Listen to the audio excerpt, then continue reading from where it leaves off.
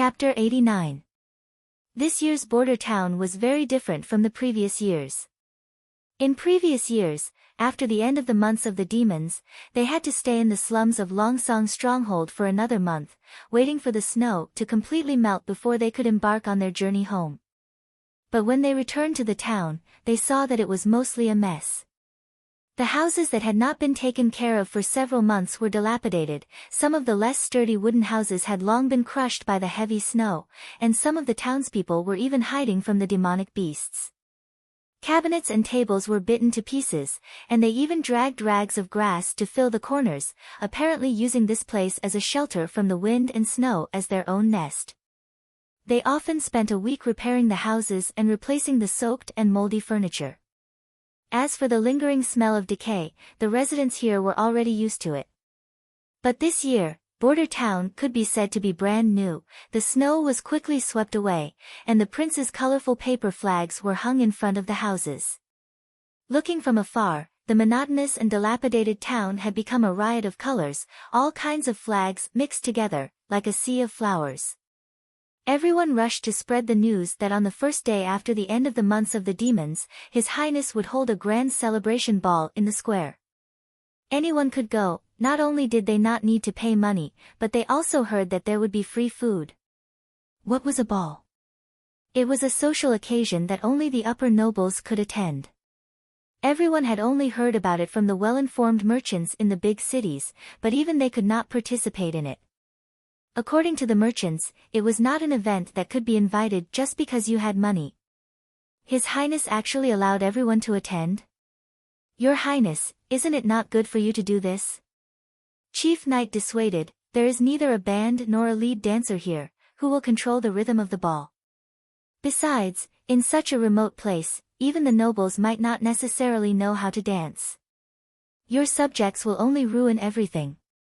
Carter had only been to one ball in King's City, which was held by a marquis to celebrate his daughter's birthday. Elegant string music and impassioned drum beats intertwined. The ladies danced to the melodious music, while the men showed their fast and powerful dance steps after the drum beats sounded. They either spun or kicked, combining their movements with the drum beats. During the break, the attendants shuttled through the crowd with drinks and snacks. The men were all looking for the women they liked, and when the last piece of music was played, they summoned their courage and went up to invite her.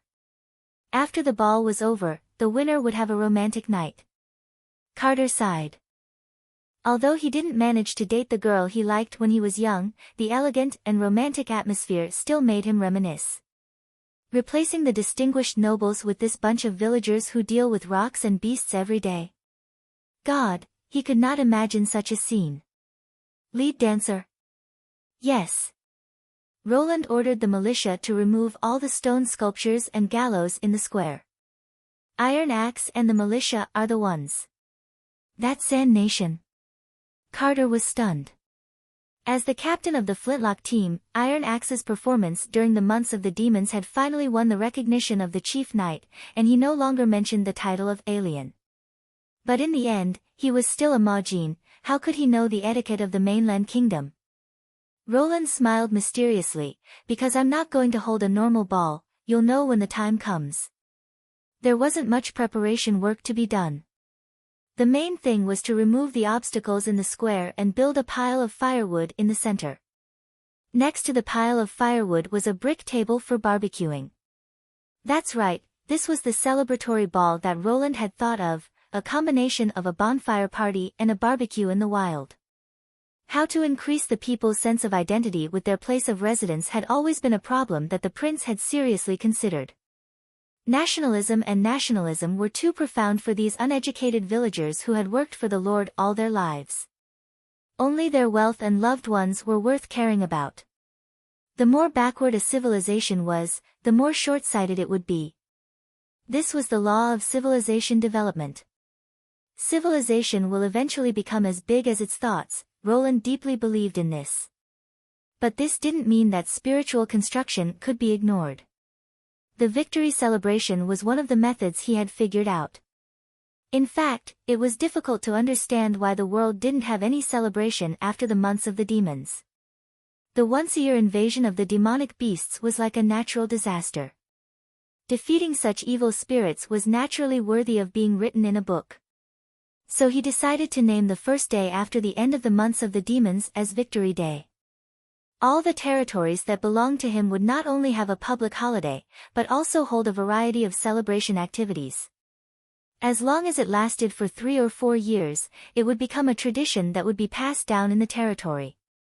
And the people would gradually feel that they were different from the people under the rule of other lords. Before noon, the square was crowded with people. The militia members formed a circle, blocking everyone outside the pile of firewood. It seemed that the free food was quite attractive, at least half of the townspeople had come, Roland thought. The only drawback was that the square was a little small, except for the open space around the pile of firewood. More than 1,000 people were almost shoulder to shoulder. It was difficult to have a space to move. He also saw that some children had climbed onto the nearest roof and were looking at the middle of the square. It was the first celebration, it was inevitable that there would be some shortcomings. Roland estimated that it was almost time, so he went on stage to give a speech. This was the second time he gave a public speech in the square, so he was much calmer than the last time. My people, good noon. I am the 4th Prince of Greycastle Kingdom, Roland Wimbledon. He still chose the same opening as last time, but this time the effect was completely different. The voice had not yet fallen, the crowd had already burst into enthusiastic cheers. Long live His Royal Highness! Long live His Royal Highness! Roland suddenly felt his chest heat up. This time he did not arrange anyone to support him.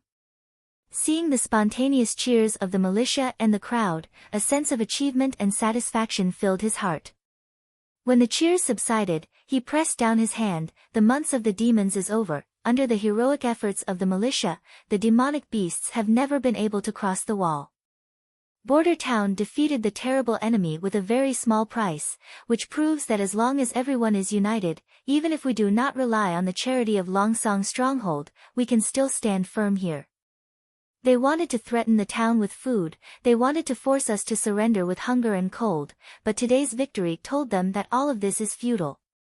That's right, I never want to go back to that place. Following His Royal Highness, there will not be a day of hunger in winter. Finally, we don't have to be blackmailed by them. His Royal Highness is merciful. Taking advantage of the rising mood of the crowd, Roland continued to say loudly, let us celebrate this glorious victory, this is a day worth remembering. I declare, from now on, the first day after the end of the months of the demons will be called Victory Day. The celebration party is precisely for this. My people, enjoy this day to the fullest. Now, the party begins. Chapter 90. 6 marinated whole cows were carted to the bonfire. If not for the militia escorting them, Roland suspected that when the cart passed through the crowd, the whole cows would have been divided up by the enthusiastic crowd. This was all the stock in the castle basement. Thinking that he would not have any steak to eat until the next merchant ship arrived, Roland felt like crying. In order to hold this celebration, he had taken out everything he had. The royal chef from King's City was only responsible for smearing the sauce and supervising the fire. The barbecue task was handed over to the 6 strong militia members. An iron pole was inserted into the cow's body through its mouth and placed on a brick platform next to the fire. The fire was burning so fiercely that people could feel the heat wave from 2 or 3 meters away. Soon, the whole cow's skin made a sizzling sound, and the fat came out of its pores, exuding a tempting fragrance. Of course, they couldn't let everyone wait while they were barbecuing, so under Roland's signal, Iron Axe led a group of militia members onto the stage. Those gorgeous and complex court dances were not suitable for such an occasion. Without a long period of training, they might not even be able to remember the essentials of the movements, let alone show a beautiful dance. To ensure that the dance was easy to understand and at the same time, the Sand Nation's dance was obviously more in line with the taste of the common people.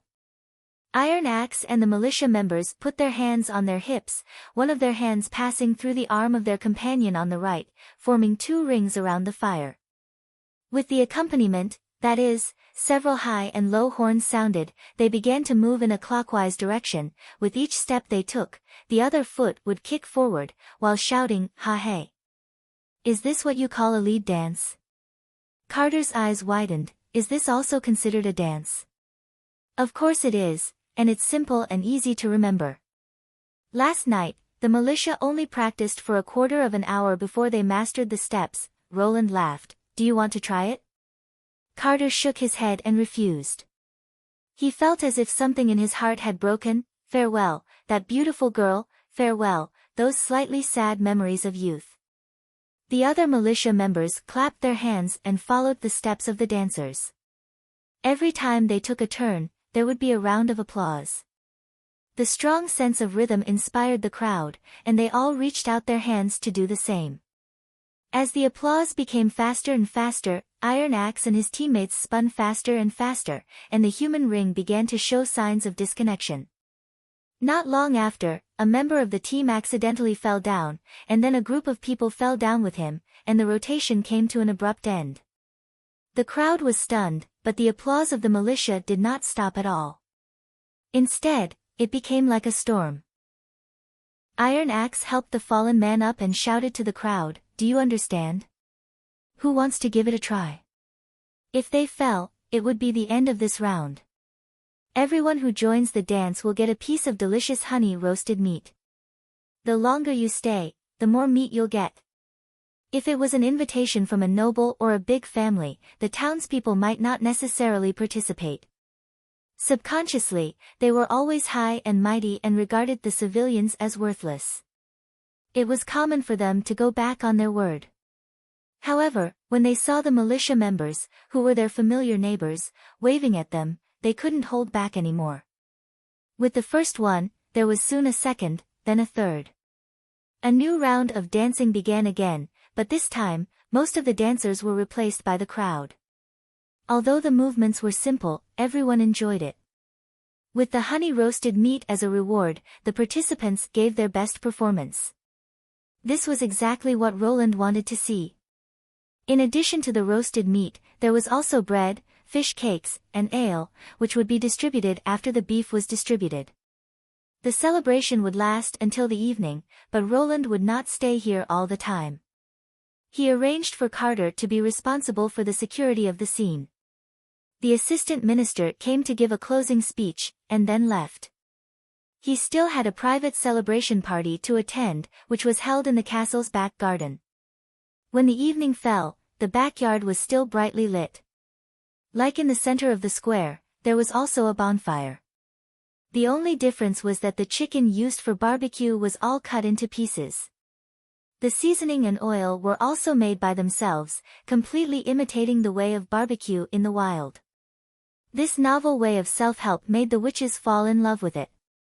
Of course, in Roland's eyes, it was also a rare spectacle. For example, Anna put the seasoning on the chicken and then directly wrapped it in green fire, instantly cooking a piece of delicious chicken. Nightingale showed her incredible knife skills. The knife in her hand appeared and disappeared, flying up and down around the chicken, peeling it, and then the bones fell off. Of course, there was also wine. These bottled wine from Willow Town was obviously more suitable for women's tastes than ale. Lightning alone drank half a bottle. Although Roland wanted to say that minors were not allowed to drink, she was holding the bottle and floating in the air, so it was difficult to dissuade her, so he gave up. Halfway through the barbecue, Roland felt slightly drunk. He leaned back in his chair, looking at the group of laughing girls in front of him, and suddenly felt very gratified. This was the life a prince should have, he thought, and also for the witches. With their extraordinary ability and appearance, they should not be the target of hunting. If it was in the era before his transmigration, he was afraid that wherever they went, they would be the focus of attention. And now, all he could do was to let them live a normal life in this small place. At this moment, Lightning floated down and sat directly on Roland's lap. Before he could react, she suddenly kissed him on the cheek. Although this action was done very quickly, it was still caught by the witches. She flew away with a smile, and saw Anna, Nightingale and Vendi looking at her with a surprised face. She waved her hand and explained, according to the rules of the fjords, during the celebration of victory, a woman can take the initiative to kiss the leader. Every time, my father will let me kiss him. Is there no such custom in Grey Castle? Of course not. Roland instantly sobered up from his drunkenness. Cough cough, Lightning, you're drunk, hurry up and go back to sleep. How is that possible? Lightning protested. When I was sailing, I often drank with everyone, and I never lost. Roland had no choice but to ask the witches for help. He looked at Vendi, who nodded and rolled up a downward airflow, blowing Lightning down. When she was about to land, Vendi took 2 steps forward and hugged the girl, ignoring her incessant shouting in her arms, and went straight to the castle. Don't pay attention to that girl, she just drank too much. You continue to eat, there will be dessert later. Roland suddenly felt the atmosphere a little awkward, especially the way Anna looked at him. It made him feel a chill rising from the soles of his feet. Only Nana was completely unaffected. She was still concentrating on roasting the chicken wings in her hands, as if nothing had happened. When the bonfire gradually extinguished, Roland let Nightingale escort Nana home, while he went to the well and washed his face with cold water, preparing to return to his room to sleep. Roland didn't care about this little episode. In his opinion, Lightning was still a minor child. But when he walked to the bedroom door on the 3rd floor, the prince's heart fiercely jumped. Chapter 91. Moonlight shone through the window in the corridor, illuminating half of the woman's face. Her eyes reflected a faint blue light, like stars in the dark. Anna's body leaned against the door. Most of her body was in the shadow, but her outline was still faintly visible. Good nutrition made her not as thin as she was at first. As a woman who had just reached adulthood, her figure was just right, containing the unique youthful charm of her age. Roland pretended to be calm and slowly walked forward. Anna also saw him, stood up straight, and looked him in the eyes. It was just an accident, I didn't know she would, he said. I understand. She was still young, I didn't care at all, I also understand. Contrary to what Roland had expected, Anna did not seem to be throwing a tantrum. There was not a trace of displeasure on her face. Instead, she looked very serious. Her lake blue eyes did not have the slightest ripple. Roland realized that she was still a straightforward woman. She did not like to pretend, and she did not need to pretend. Sure enough, she took the initiative to say, I can't be like Lightning, who dared to do such bold behavior in front of everyone, so I can only wait for you here. After saying this, her cheeks were obviously a little red, but even so, she did not flinch. Her eyes were still looking straight at Roland, and her expression could be said to be extremely serious. Roland's heart skipped a beat. He wanted to say something, but at this moment, all words seemed redundant. She might mind Lightning's actions, but being wronged or complaining was not her way of doing things. She would only express her own demands straightforwardly. An honest and hard-working child should not be rejected, he thought. Bending down, Roland put his cheek close to Anna. Her breath blew slightly, like a spring breeze that plucked at his heartstrings. The slightly nervous breathing was clearly heard in the silent corridor, and then, a soft lips gently pressed on Roland's cheek. Good night, Your Highness, Anna whispered. Vendi leaned against the headboard and flipped through the book in her hand. For her, this was a rare leisure time, a life she had never dared to dream of when she was in the Witch Cooperation Association.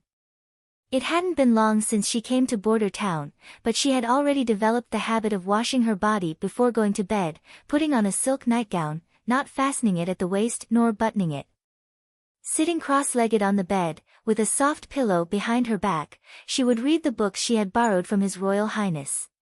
Today, it took a lot of time to settle down Lightning, so she didn't plan to go back to the back garden. Instead, she went straight to bed after washing up. This was a history book about the origins of the church. Although she grew up in a convent, she did not know much about it. The nun repeatedly told them to listen to God, but she never mentioned God's name. This puzzled her when she was young. Everyone had a name, but why didn't the noblest God have one? What was recorded in the book was basically the same as the rumors she had heard later. In the beginning, there were 3 major churches on the continent, each of them considered the other as heretics, believing in the evil god. This war of faith lasted for nearly 100 years, and finally the current church won, claiming that the evil god had been destroyed. From now on, God only had one name, which was the word God itself. The rest of the book described the glory and immortality of the church, including the establishment of the old holy city and the new holy city, as well as the victory against the evil witches. This made Vendi feel very strange. She had borrowed The History of Grey Castle and A Brief History of the Continent from His Royal Highness Roland. The first book recorded the establishment, development, and major events of the kingdom in almost every detail.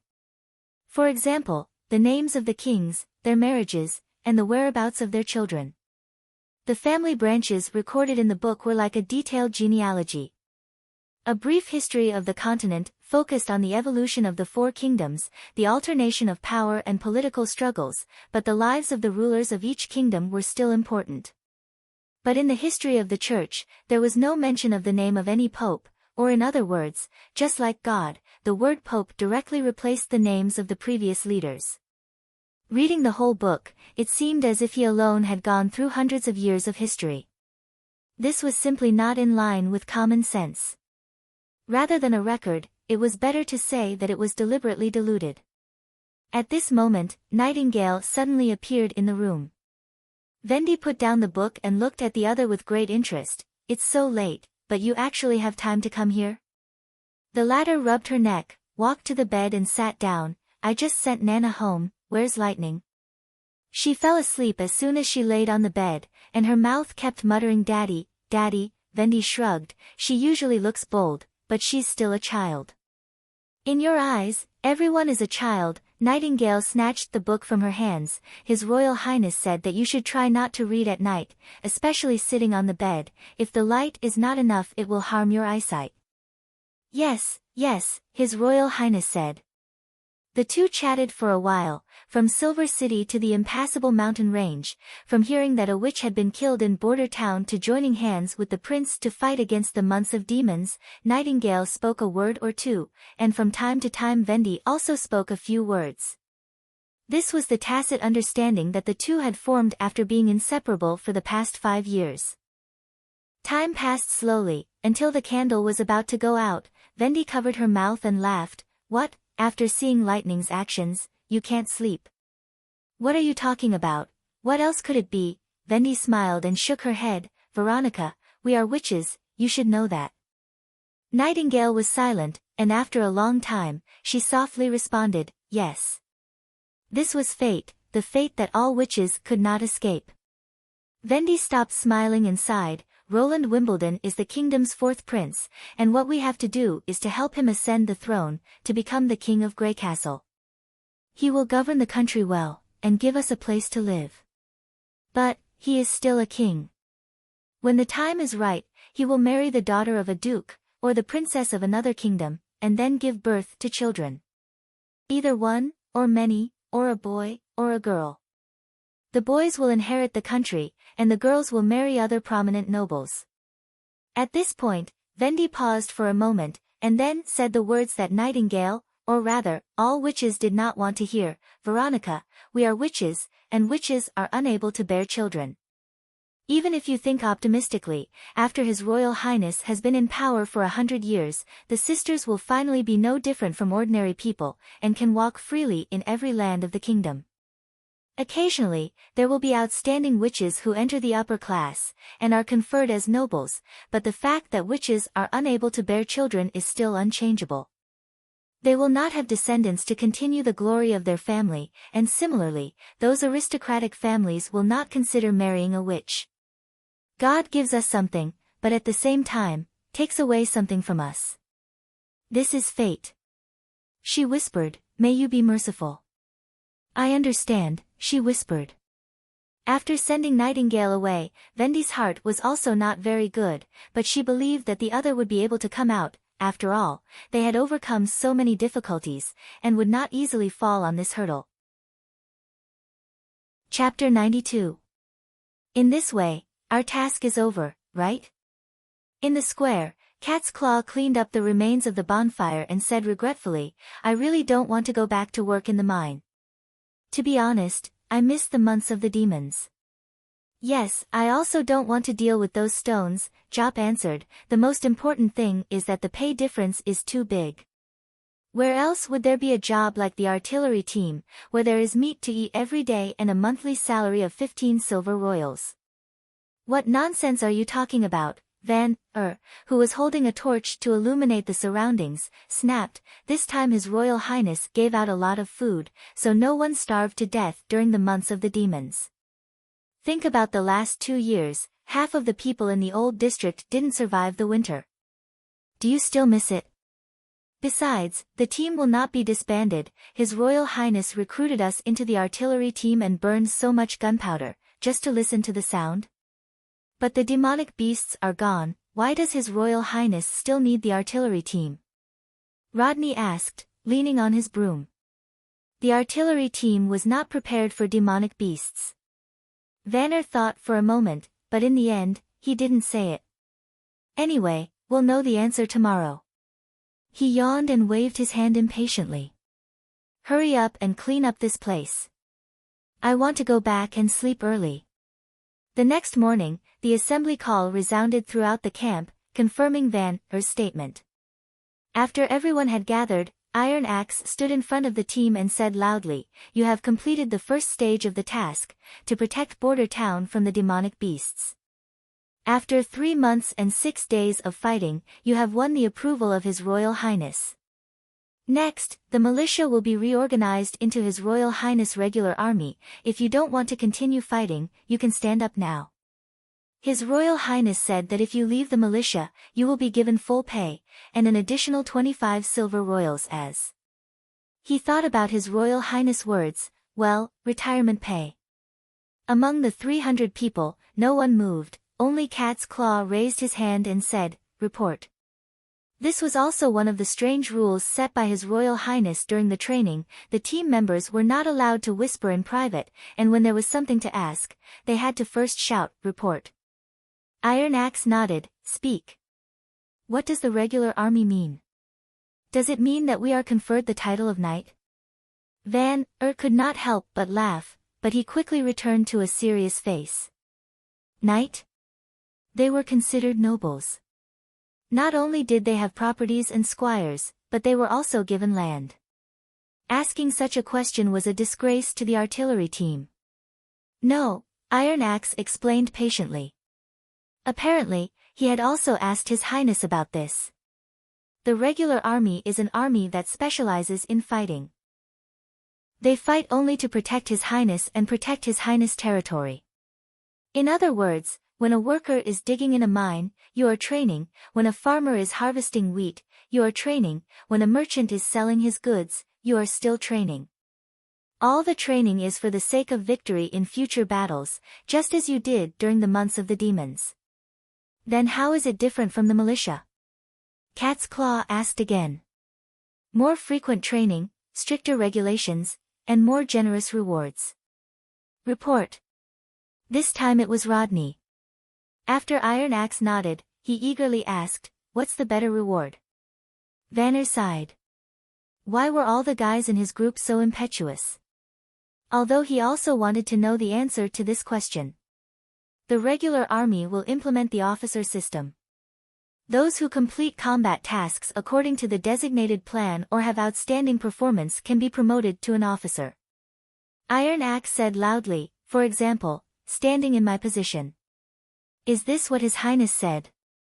Vanner thought, if it was really implemented, wouldn't it encourage everyone to go against their superiors? He quietly looked around, but the crowd seemed not to realize this problem and still listened with relish. Officers can get a higher salary, and their own land. The last sentence made the team burst into cheers. Vanner was no exception. He even wondered if he had heard wrong. If they could get their own land, what was the difference between them and the knight?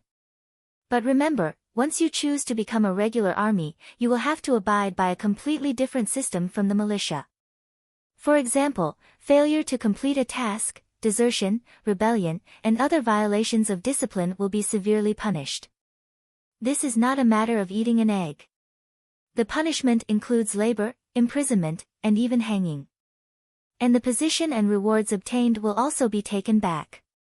Iron Axe paused. It's not too late to quit now. The crowd was silent. Iron Axe was silent for dozens of breaths, but still no one moved. He could not help but grin and said, "Very good, then from today on, you are a regular army under the direct command of His Highness Roland Wimbledon."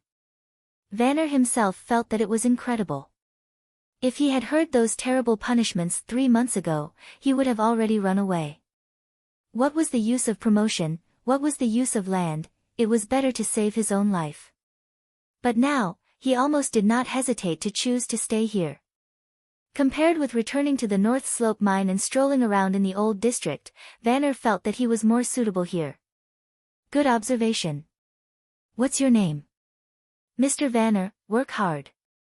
Thinking of His Highness' encouragement, he once again confirmed his idea that he belonged to the militia. In the future, he would also be a member of the regular army and continue to fight for His Highness. Iron Axe soon announced the first training of the day, field training. At first, Vanner did not think it was a big deal. Running training was rarely interrupted, even during the months of demons. After breakfast, depending on the weather, they had to run 2 laps around the town, unless it snowed heavily. According to His Highness, this was good for exercise, so that when defending the city wall, their hands and feet would not be stiff, and they would not be able to thrust their spears. But when the team ran out of Border Town, he immediately felt the difference between the two. At this time, the snow in the wild was far from melting. It had been snowing on and off for 3 months, and now it was knee-deep. Rather than running, it was better to say that they were crawling in the snow. The team suddenly became sparse, and it took a lot of effort to pull out 1 foot. There was no doubt that this special training must have been thought up by His Highness. Vanner had already seen through His Highness' idea. At this time, protests were basically useless, and the only thing they could do was to persist to the end. They spent the whole morning going back and forth. When the team returned to Border Town, Vanner only felt that his 2 legs were not his own. The snow that had been poured into their boots had turned into water, and even standing under the sun, most of the people were still shivering from the cold. The huge consumption of physical strength aggravated the cold, and even Iron Axe felt somewhat unbearable. He announced that the team was disbanded, and the lunch time was delayed by half an hour, so that everyone could first change their soaked shoes and pants. To everyone's relief, the afternoon training was also cancelled. Of course, they did not know that Lightning had been following their training. This was also the little girl's daily training, precise control of magic and uniform flight. When she reported the information she had observed to Roland, the latter almost did not know whether to laugh or cry. Chapter 93. A few days after the victory celebration, Roland once again immersed himself in farming. Sitting in the office, he could hear the incessant dripping sound outside the window, as if it was raining. It was the sound of melting snow. When he was in the countryside during the new year, he liked to lie by the window and watch the long ice prism under the eaves turn into transparent water droplets, dripping little by little.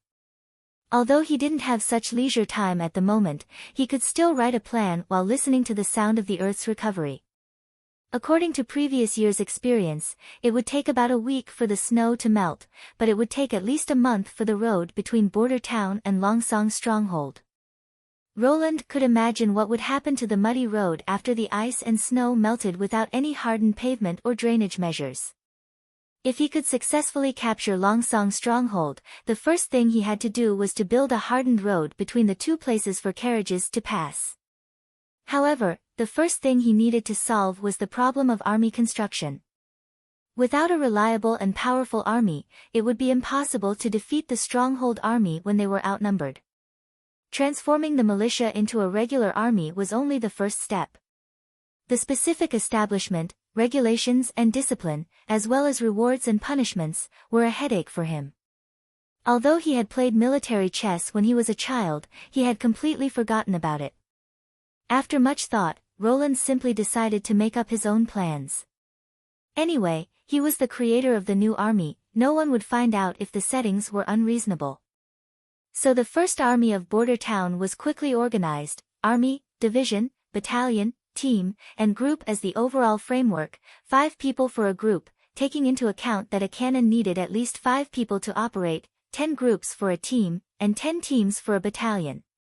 As for the number of divisions and armies, he decided to think about it later. In view of the overall combat level of this era, as long as there were 2 or 3 battalions, it would be enough to defeat the vast majority of opponents in the field. After the most basic framework was set, Roland breathed a long sigh of relief. The following regulations and discipline were much simpler. In addition to obeying military orders at all times, obeying officers, not deserting, not betraying, and so on, these old rules and so on, the first discipline that Roland set was to prohibit looting and harassment. The disadvantages of indulging in looting were numerous, and the bad impact on the local people would take several years to make up for. This was also the reason why he insisted on using civilians to form the army. When the nobles responded to the liege's summons, it was impossible for them not to participate in the plundering after defeating the enemy. In other words, the main reason why they were willing to follow the liege into battle was that they could plunder the enemy's wealth and territory. Of course, that included the innocent civilians in the territory. As for the mercenaries and bandits, it was needless to say. They looked fierce, but in reality, they could only fight with the wind. At the same time, robbing was a big source of income for them, so military discipline was meaningless to them. Only an army made up of commoners would not treat other commoners as lambs waiting to be slaughtered. Of course, it was not enough to rely on discipline and torture alone. As time passed, the greed in the bottom of his heart would continue to grow with each victory. Therefore, rewards must be given at the same time in order to put an end to plundering and other violations. In order to make the rewards sufficiently motivating, Roland decided to give out his ultimate weapon, granting fields for military contributions. As long as they made great contributions in battle, they would be granted a piece of land. Roland had already thought about the source of the land. It was the land between Border Town and Longsong Stronghold. In an era where 90% of the land belonged to the aristocracy, this was definitely a generous prize. Once they obtained permanent property, these people would closely adhere to him, and anyone who wanted to overthrow him would encounter the fiercest resistance from those who benefited from it.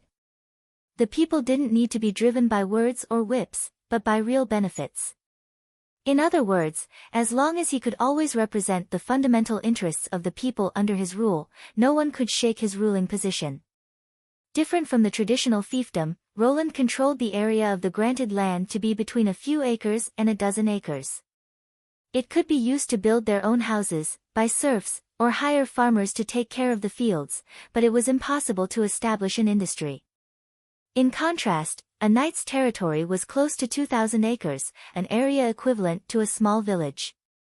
The income from the businesses above could provide for the knight and his attendants' combat needs, such as the purchase of weapons, armor, and horses. Such a small area of land as a reward would not arouse strong opposition from the aristocratic interest groups, but would also weaken the independence of the recipient. In Roland's view, it was like a retirement pension, which could ensure that soldiers would have a stable income after retirement. At the same time, in order to strengthen the centralization of power and avoid the situation of, the servant's servant is never my servant, the person who granted the land only had the ownership, but no autonomy. In other words, the land still followed the laws, regulations, and systems of the lord's jurisdiction. In a sense, they were more like the farmers of the later generations. Roland stretched himself as he wrote down the rules of the preliminary system one by one. Next, he could finally devote himself to the field he was good at, the development of weapons. As the speed of the production of guns increased, continuing to assign pikemen to protect the musketeers would be a waste of manpower, and the latter must have the ability to fight independently in close combat. The solution was very simple, and that was to add a bayonet to the gun. Roland didn't expect his troops to take the initiative to launch a melee attack on the enemy. He only needed to have the strength to fight when the enemy was desperate and the cannons couldn't completely destroy the enemy's courage. Bayonets weren't difficult to make. If you wanted to pursue simplicity, it was a sharp cone, and if you wanted to further increase its lethality, you could cut a blood groove on it. The key was the connection between the bayonet and the gun. The original bayonet had a thin wooden shaft wrapped around the hilt, and the wooden shaft could be inserted directly into the gun barrel. The advantage was that it was easy to make, but the disadvantage was also very obvious. In close combat, you couldn't shoot, and after stabbing someone, it was easy to fall into a predicament where you couldn't pull it out. Roland planned to produce the improved second generation of bayonets, the casing bayonet. The end of the handle had a corner, and it was connected to an iron casing. The inner diameter of the casing was slightly larger than the barrel, and it had a groove. The barrel only needed to be welded with a piece of iron bar for the groove to be inserted, and the blade could be fixed. The blade was a triangular iron, and all three sides were sharp. After stabbing into the body, it wouldn't affect pulling it out, but at the same time, it would leave a wound that was difficult to heal. The casing bayonet, after being installed, would be slightly higher than the barrel, which would affect the loading of ammunition. But compared to the folding bayonet, it was simple enough and convenient to mass-produce. As long as they made a sample, they could hand it over to the blacksmith shop to make it. To make the bayonet useful in actual combat, the key was to train the soldiers how to use it. Chapter 94. The production of the artillery was also steadily advancing. The second cannon embryo had already entered the enlarging stage, while the third cannon was still in the process of accumulating materials. If he was lucky, after a month, he would have a magnificent lineup of 4 12-pound cannons. There was no doubt about the superiority of firepower, but how to turn this advantage into victory, this was a problem that Roland had been thinking about. Before he had crossed over, he was just a mechanical dog. Like most people, his understanding of war came from history, movies, and games. If it was a completely cold weapon war, he would let Carter and Iron Axe command. But this battle was not the same. No one could understand the combat style of hot weapons better than himself. That being the case, he could only combine all the knowledge he knew, and use a vision that was higher than this era to formulate every step of the plan. In order to ensure victory, Roland let Lightning go back and forth between Longsong Stronghold and Border Town every day, first to observe the road conditions, and second to accurately calculate the distance. Roland believed that victory in war was based on a lot of investigation and calculation.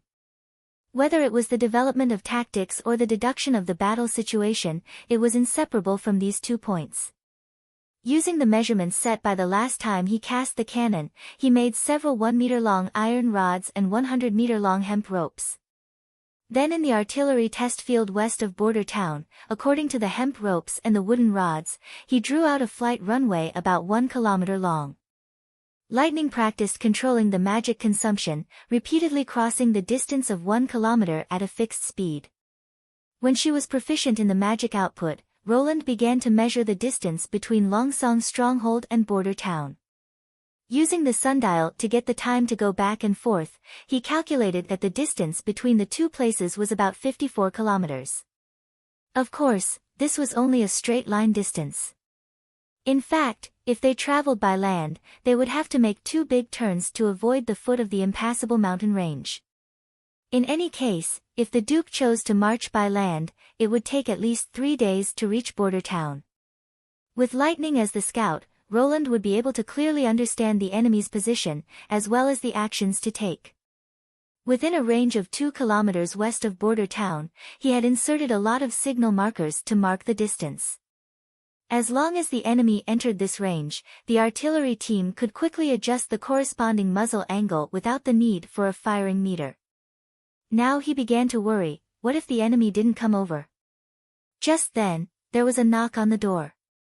Nightingale, who had been lying on the sofa and chewing on dried fish, suddenly disappeared. Roland coughed twice and said, "Come in." The assistant minister Barav opened the door. Your Highness, there is a noble from Longsong stronghold who wants to see you. Who? Roland did not understand for a moment. They sent another ambassador. Barav, Roland thought for a moment. Stronghold, stronghold, stronghold, stronghold. Barav, Roland did not understand. Roland thought for a moment before remembering that border town had indeed been inhabited by nobles in the stronghold. Stronghold said. Moreover, he came here at the beginning of spring. Had he not seen the iron fists of the royal family? What? What of stronghold, roar? Was Roland roared. Roland. Stronghold, cannon. Roland wanted to agree, but then he changed his mind. Let Baron wait for me in the living room. Maybe I can use him to put a little pressure on Longsong stronghold, the prince thought. After a quarter of an hour, Roland leisurely arrived at the living room. On one side of the long table, a man with a round belly was already waiting impatiently. He walked back and forth, his face trembling with each step. Seeing that His Royal Highness had appeared, the Baron stopped and reluctantly bowed. Sit down. Roland returned to the main seat and sat down. According to his usual habits, even if it wasn't dinner time, he would let the kitchen prepare a dessert, but today he didn't even let them prepare a cup of tea. Your Highness, Baron Cornelius hadn't even sat down when he hurriedly said, "How could you let those stupid masons tear down my house?" It was a good house. The walls were made of stone bricks, and the beams and roof were made of the best quality logs. When I built it, it cost me 150 golden dragon. He stretched out his fingers and gestured. 150, Roland sneered twice in his heart. If he had just arrived in border town, with the prince's memory, he might have believed it. But now. Do you mean the house in the westernmost part of the town? Cornelius nodded again and again. Yes, that's it. It's the second largest house in the town after Baron Simon's house. That's a pity, it's too close to the wall, blocking the passage of my men. Roland paused for a moment, but the city hall has already made compensation. How much? Roland stretched out 2 fingers, 20 golden dragon. That's too little. Your Highness. Cornelius opened his mouth, as if he wanted to argue, but in the end, he held back. He took out a handkerchief and wiped the sweat from his forehead. Well, 20 golden dragon, where should I go to get this money? Get?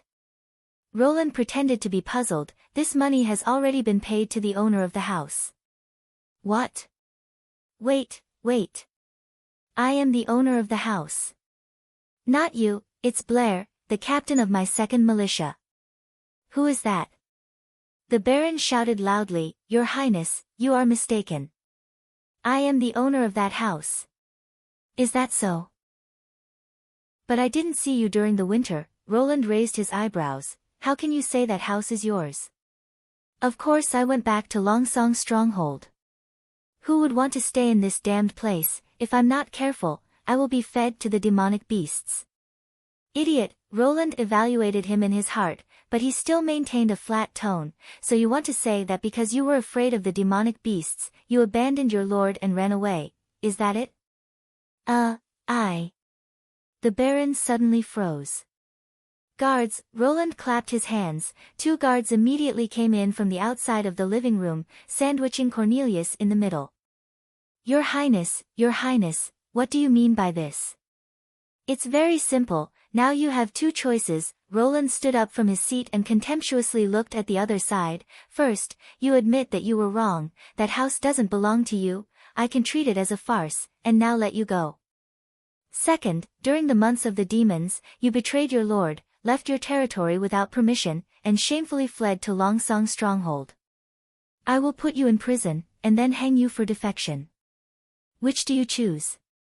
Cornelius's forehead was sweating profusely. He swallowed his saliva, hesitated for a while, and then said with a trembling voice, Your Highness, I made a mistake. That house isn't my house. So this is a misunderstanding. Roland shrugged and said to the guards, Send Mr. Baron out of here. When Cornelius came to the door, the prince stopped him. that's right, when you return to Longsong's stronghold by boat, help me send a message, tell those, well, the nobles who will have the same misunderstanding as you. If you don't intend to choose the second option, then you don't have to waste your time coming to Border Town. As you wish, Your Highness. Cornelius said with a forced smile, but the moment he turned around, Roland saw the other side gnashing his teeth. Chapter 95. Damn it, damn it. What kind of bullshit prince is he? Isn't he just a poor guy who was thrown into the wilderness? Cornelius thought fiercely, but looking at the two guards holding the hilt of their swords behind him, he had to temporarily swallow his anger into his stomach. Walking out of the castle gate, he saw the guards turn around and leave, so the Baron was relieved. He pulled out a wet handkerchief and wiped his forehead, fiercely spitting out a mouthful of spittle, while imagining the scene of the spittle hitting the prince's face. This wasn't enough to vent his anger, so he stamped his foot on the spittle twice, feeling a little better. So what if you blocked the demonic beasts? Do you think you can stand firm in the western region? Continue to be proud, let's see how long you can be proud. Cornelius thought, if he hadn't received reliable information, he wouldn't have come to Border Town so early. Generally speaking, the nobles would return to Border Town later than the civilians. After all, mining and hunting were not their turn. They only needed to go to the mine every once in a while to supervise the production and wait for the day of the ore delivery. In their spare time, they could also go to the hunters' homes to see if there were any suitable high-quality furs to buy. But this year, the situation had changed. Cornelius heard from the chief financial officer, Sir Reynolds, that the Duke Ryan was ready to drive the fourth prince out of the western region. This wasn't a betrayal of the Grey Castle Kingdom, but an order from the new king, Timothy Wimbledon. Roland Wimbledon is no longer the lord of Border Town. The new territory needs to be reconferred after he returns to King's City. Who was Sir Reynolds? He was the favorite of the Duke. In just a short 5 years, he climbed from a municipal official to the position of chief financial officer. If he hadn't used his relationship with his distant relatives to send him 2 good furs every year, how could he have known the thoughts of the western region's ruler? Reconferring the new territory after he returns to King's City was just a nice way of saying it. Even Cornelius knew that the eldest prince had been sent to the guillotine without saying a word. When the fourth prince returned, wouldn't he be at the mercy of the new king? There was no doubt that the western region belonged to the Duke. If it was only a unilateral order from His Majesty Timothy, then it was still open to discussion. But when the Duke was ready to go, Roland Wimbledon was no different from a stray dog. This was also the reason why Cornelius had rushed to Border Town. Firstly, he wanted to collect some furs as soon as possible, and secondly, he wanted to sell the house. First of all, his calculations were very shrewd. In previous years, the civilians had fled to Longsong's stronghold to take refuge, so naturally, they didn't have much stock. But this year, they had been staying here all the time, so how could they not receive a few good goods? Not only could he earn a small sum of money, but he could also give a gift to Lord Reynolds. The second point was that Cornelius had asked Lord Reynolds to arrange a seat for him in the city hall. Although it was an idle job, it was better than this damned poor place. Since he couldn't use the house anymore, he had to get rid of it as soon as possible. Who knows when the Duke will make his move? In case this group of untouchable people accidentally burned down their houses, it would be a big loss. However, he had never expected that the house would not be burned down by the untouchables. Instead, it would be torn down by the fourth prince. Thinking of this, Baron was so angry that his teeth itched. A good house. Although 150 golden dragons was somewhat exaggerated, but 30 golden dragons was still worth it. In order to get the money as soon as possible, he had retreated again and again, and even 20 golden dragons was barely acceptable, but His Highness actually treated him like this. He didn't even take out a single coin, and even threatened me with the crime of defection. Didn't he know that every year during the months of the demons, all the nobles would evacuate from this place? Wait. Cornelius slowed down his pace, and suddenly felt that something was wrong.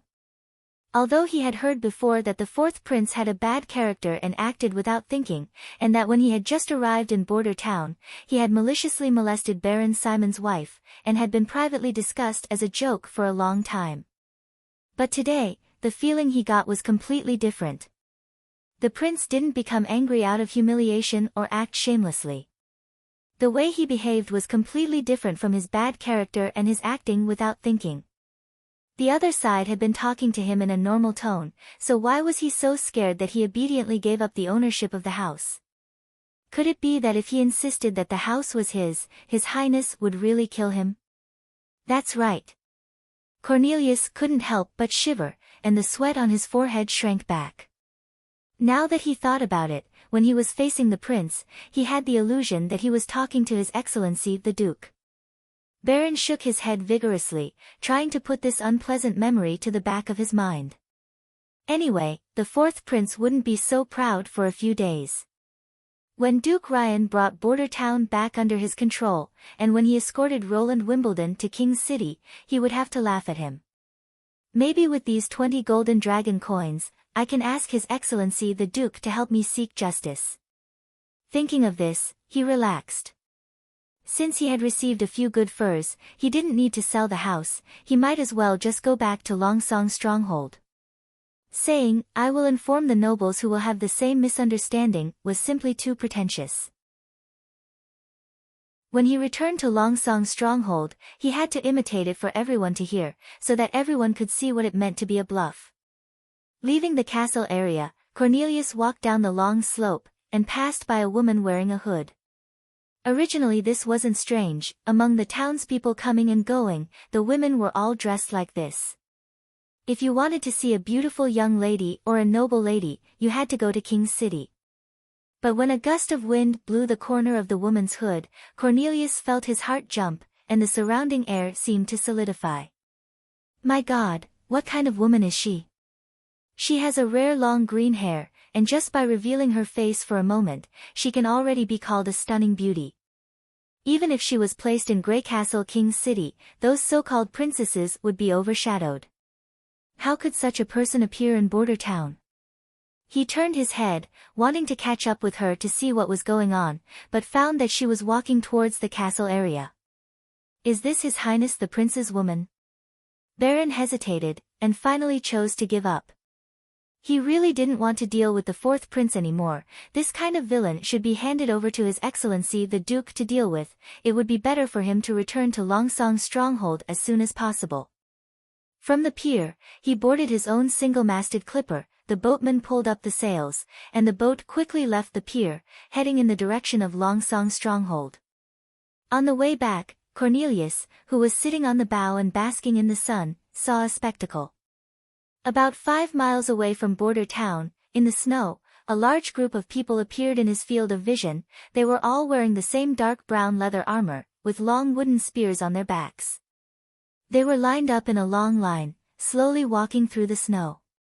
Although they were separated by a layer of forest, and he couldn't see the whole line, but he could tell that there were at least 100 people. This is the farmers that the fourth prince used to fight against the demonic beasts.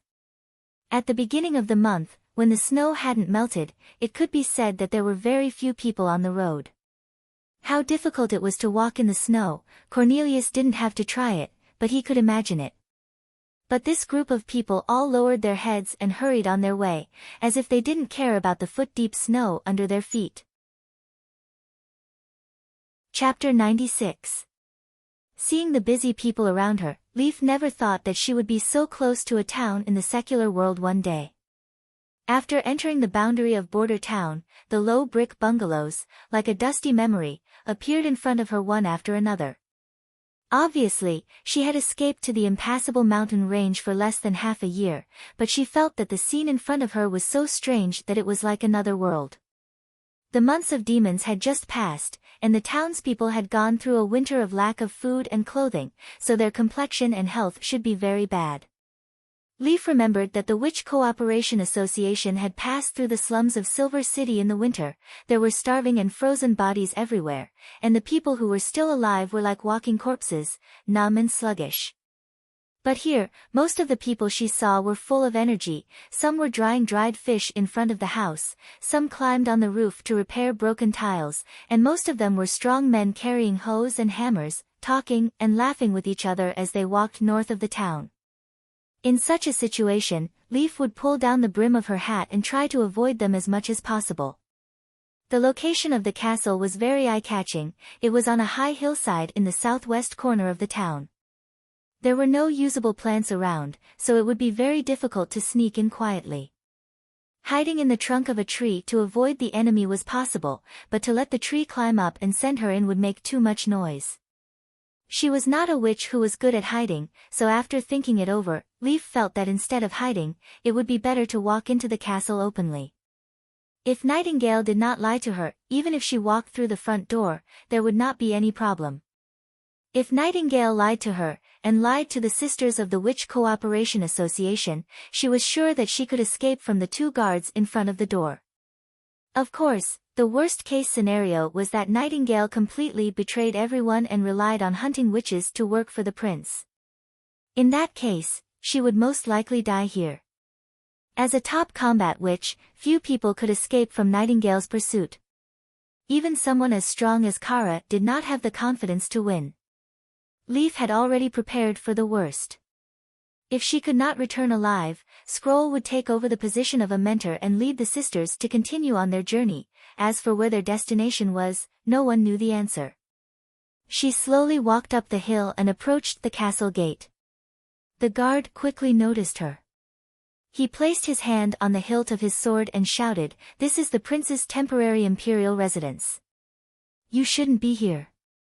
Back off." He paused, then added, "If you have something urgent to report, go straight down this road to the left, and go to the town hall. There will be someone there to receive you." Leaf took a deep breath and took off her hood. Unsurprisingly, she saw the 2 of them show a surprised expression at the same time. Without waiting for them to recover, she bluntly said, "I'm a witch." The moment she said this, she was prepared for the guards to draw their swords. But the 2 guards just glanced at each other. They didn't show any of the disgust that ordinary people would show when they heard about a witch. One of them even asked with interest, "Witch, what can I do for you?" This reaction made Leaf's heart beat faster. She suppressed the excitement that was about to burst out and said as calmly as possible, "I want to see Nightingale. Or Anna and Nana can do it." In Nightingale's story, witches were frequent visitors to the castle. His Royal Highness didn't restrict their freedom, and the guards who guarded the castle turned a blind eye to them coming in and out of the castle under the instruction of Prince Roland. If what Nightingale said was true, it was impossible for the guards not to have heard of their names. The guard who asked the question patted his partner on the shoulder and said, "You stay here and look after her. I'll go inform His Royal Highness." Leaf watched him walk through the gate and quickly disappear into the garden. What would be waiting for her? Would it be a welcome from the sisters, or would it be a siege by the guards, or would it be a sharp blade from the shadows? She found herself caught in a strange contradiction. She obviously wanted to believe in Nightingale, but the closer she got to the answer, the more afraid she was of being disappointed.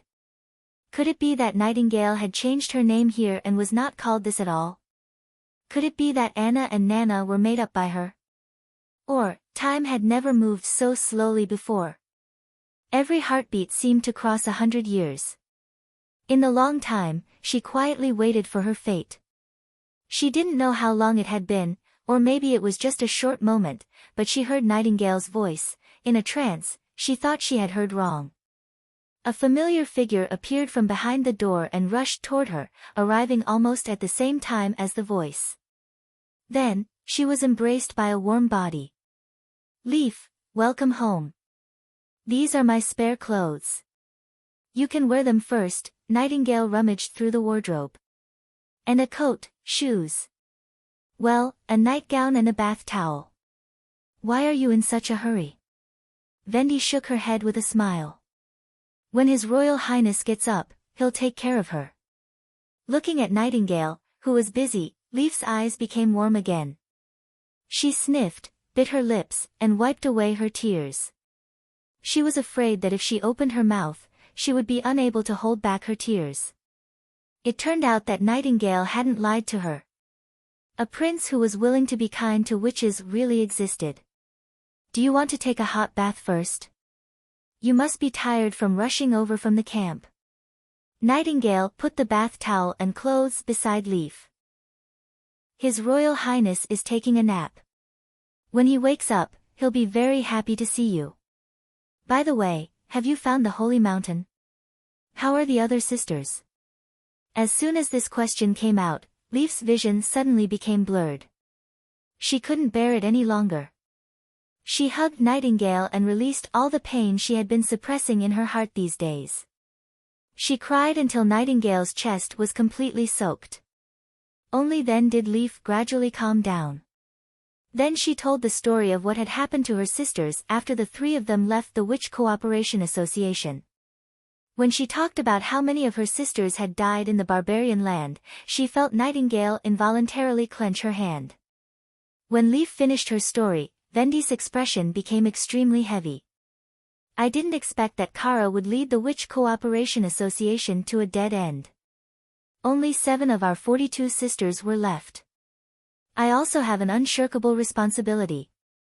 If I had stood firmly on Nightingale's side. It's not your fault, Nightingale said sadly.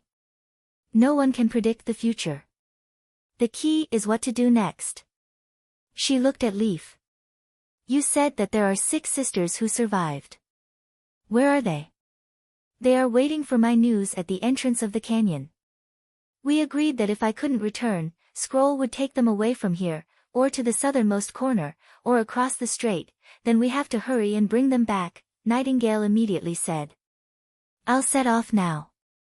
Vendy, I'll leave Leaf in your care. Wait, what if they don't believe you? Leaf also has to go and call Lightning. She should be practicing flying in the west of the town at the moment. You can take a few more horses with you so that the sisters can walk less. Vendy carefully said. But His Royal Highness, isn't he still sleeping? Leaf was stunned. Don't you need to ask him? Chapter 97. When Roland entered the office, he was surprised to find that the one in the room was not Nightingale, but Vendy. What happened? He poured himself a cup of warm water. Where is Nightingale? She went to meet her sisters. Really? Roland picked up the cup and was about to take a sip, when he suddenly felt something was wrong. Wait, what sisters? The sisters of the Witch Cooperation Association, they came to Border Town, Vendy replied. Didn't they go to find the Holy Mountain? He suddenly stood up. How many people came? The one who wanted to hurt Nightingale. I think she was called Kara the Snake Witch. Did she also come? No, Your Highness, they couldn't find the Holy Mountain. In the wasteland, they encountered a terrible monster, and in the end only 7 of them survived. Vendy repeated Leaf's narration, then bowed and apologized. At that time you were still taking a nap. Please forgive me for making the decision to let Nightingale and Lightning pick them up. It doesn't matter, Roland waved his hand. You know I won't blame you for this kind of thing. What kind of abilities do they have? I don't know, but I heard from Leaf that they aren't fighting witches, maybe. Vendy hesitated. They won't be of much use to you. Non-fighting witches? Roland's heart was suddenly full of expectations. Under the constraints of the God's Stone of Retaliation and the effective range of the witches, their fighting ability was actually very limited. Production was their best field. If there was a witch who specialized in plastic, he could solve the problem of rough processing technology, directly entering the era of large-scale mechanical production. If there was a witch who could generate electricity, Border Town's night would be as bright as day. Next, he would become the king. He would marry a witch, reach the peak of his life, and lead everyone to achieve the 4 modernizations. Just thinking about it made him excited. Your Highness. Don't you need them? Perhaps the long silence made Vendy worried. She asked in a low voice. No, how could that be? Roland came back to his senses and said word by word, I'll take in as many witches as you want.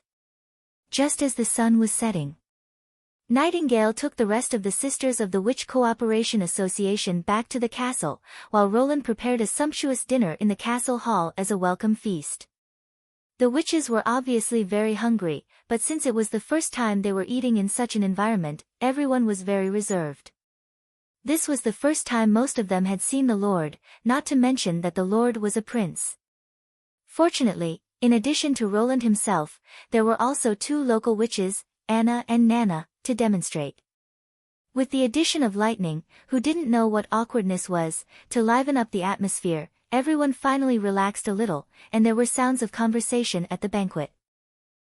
Roland chewed on a piece of fried bread as he sized up the group of women in front of him who had completely different styles but could all be considered beautiful. This was the greatness of magic. Even if in the future there was no need for witches to participate in the development of technology, their appearance would always be a scenery that would never fade away. Carr's model district had not yet been completed, so the witches could only live in the castle for the time being. There were still 4 empty rooms on the 2nd floor. Roland thought about it and decided to change the single room into a shared room for 2 people. After all, the big beds were prepared for visiting nobles and could accommodate 2 people. After the dinner, the prince finally ushered in the long-awaited part, the ability questioning. The witches, accompanied by Nightingale, took turns to enter the office. Roland acted like an interviewer, recording each of their characteristics, and for the first time, he used the God's Stone of Retaliation to test the effect of their abilities. The whole process was like a job fair. When the last witch was done with her questioning, Roland's eyes widened. He let out a long breath and stretched himself. If he wasn't afraid that Nightingale might be squatting on the side and eavesdropping, he really wanted to hum a superstar. Although he didn't find a witch who specialized in shaping and generating electricity, the progress of the modernization would be delayed, but this batch of witches still brought Roland a great surprise. The most important one was the witch named Leaf. He spread the records on the table one by one and pulled out the records about her. Before adulthood, Leaf's ability was still limited to increasing the fruit of plants. After adulthood, this ability was greatly improved and derived a branch ability, plant manipulation. The first ability could be used to improve fruits and seeds, increase production, and enhance the effect of herbs. The branch ability gave her the possibility to change the characteristics of plants. According to her, by injecting magic into plants, she could make dead branches grow green leaves, she could command weeds to entangle the enemy, and she could even integrate herself with the tree. However, the larger the size of the plant, the more magic it would take to control it. Therefore, when fighting, she preferred to choose weeds, which had a faster effect and a lower cost. The way to use this ability was through contact, and it could be transmitted through a physical medium, such as the ground, with an effective range of about 5 meters. There was no doubt that this witch with long green hair was definitely a good helper in the development of agriculture. Her importance was self-evident. Industrialization required a large population, and a large population depended on enough food to support it. These food could either be produced by themselves or imported through trade. If the former didn't have efficient production capacity, most of the human resources would be tied to the land. The latter was even more difficult to achieve in an era when transportation was extremely underdeveloped. Now that he had harvested a druid, Roland hoped to use a small number of farmers to feed a large number of industrial people, speeding up the industrialization process of his territory. Therefore, in the future direction of practice, he decided to let Leaf improve the road of seeds, whether it was wheat or barley, as long as she could increase the yield of any one of them, he could greatly increase the upper limit of his territory's population. In addition, he heard that the fjords produced some unique food, which, according to Lightning's description, was very similar to potatoes and corn. If the rumors were true, then the plan to introduce these 2 crops had to be put on the agenda as soon as possible. After all, wheat itself wasn't a high-yielding crop. After writing down the practice plan, Roland put her information aside and pulled out a second piece of paper from the table. The second witch to be questioned was called Scroll, and she was also the oldest of the 7 people. This year she was already close to 40 years old. This was a rare age among the witches. The older they got, the harder it was to resist the bite of magic. However, after seeing the description of her ability, Roland could also understand why Scroll could live until now. Her main ability was a memory that was far beyond that of ordinary people. After reaching adulthood, her ability had stabilized, and she could almost be said to have a photographic memory. At the same time, she had also obtained a very interesting branch ability. Scroll could turn the books she had read into reality for a short period of time, which Roland named Book of Illusion. Her main ability was almost always in effect, so every day of awakening Scroll could safely pass through it. This was also the reason why she was self-taught even though she was born in a poor family. This ability greatly improved her learning, especially when it came to learning words that needed to be memorized repeatedly. Every time she used her branch ability, it would consume all of her body's magic power. The time that the Book of Illusion could exist was determined by the remaining magic power, usually between a quarter of an hour to an hour. Chapter 98. The third witch was called Hummingbird. She was a short witch, just like her nickname. When asked about her ability, she was much more reserved than the other witches. She had just reached adulthood this winter, with symmetrical dimples, delicate facial features, and a soft voice. She looked exceptionally cute. Her ability was to lighten objects. After attaching her magic to an object, she could greatly reduce its weight. According to her, it was close to zero. After Roland let Hummingbird use her own teacup to demonstrate, he found that the cup could almost float in the air, that is to say, its weight was equal to that of air. Of course, in the eyes of the people of this era, air had no weight. It seemed that this was also the reason why the Witch Cooperation Association could cross the western border of Grey Castle without any supplies. With the little girl's help, bags of wheat and dried fish could be easily carried on the road. Only a few people could carry a large amount of supplies, which could greatly reduce the logistical pressure. Although Hummingbird was an adult, she didn't have a derivative ability. Her main ability had to be in contact with the target to be cast, and was ineffective against living beings. The larger the object, the longer the conversion time, and the more magic it consumed. Once the conversion was completed, it could last for several hours. This ability seemed to be very suitable for the transportation industry, and had great potential in the upcoming war. However, there were too many unknown factors, so further tests were needed to be done. Roland wrote at the bottom of the parchment, practice with stones of different weights, control the magic output, and accurately control the effective and ineffective time. After dealing with the training plans of the three witches, he asked the attendant to add a new candlestick, making the room brighter. But even so, under the wavering orange candlelight, reading and writing were both laborious for the eyes. Roland yawned. He spread out the parchment with the information of the fourth witch. The fourth witch had a rare surname. Her full name was Soroya Zuen, and she came from a merchant family in Grey Castle. She had short brown curly hair and a pair of slender eyes. The little freckles on the bridge of her nose didn't ruin her overall beauty, but instead made her exude a unique youthful vitality. Soroya had just turned 19, and her ability was very special. After she became an adult, she could draw the people and scenery that she saw or imagined. Coupled with her magic pen branch ability, she could draw photographic-like images without the aid of paint or relying on paper. This ability, which was comparable to a camera, had countless uses. As for training, she could draw a few pictures every day. He pulled out the next piece of paper. The fifth witch was called Echo. She was a woman from the southernmost region. She was tall and had brown skin. Her eyes and nose were typical of the Sand Nation. It was full of exotic charm. According to her, after awakening, she could initially imitate the chirping of animals. When they reached adulthood, they would be able to imitate any voice perfectly, without any branch abilities. Roland named her ability Voice Illusion. He had no idea what it could be used for now, but the requirement for practice was to shout a few times. The sixth witch to be questioned was Lily. She was only 16 years old, with 2 ponytails and a face as delicate as a doll. When she saw Roland, her expression was a bit stiff. Her ability was to prevent food from spoiling.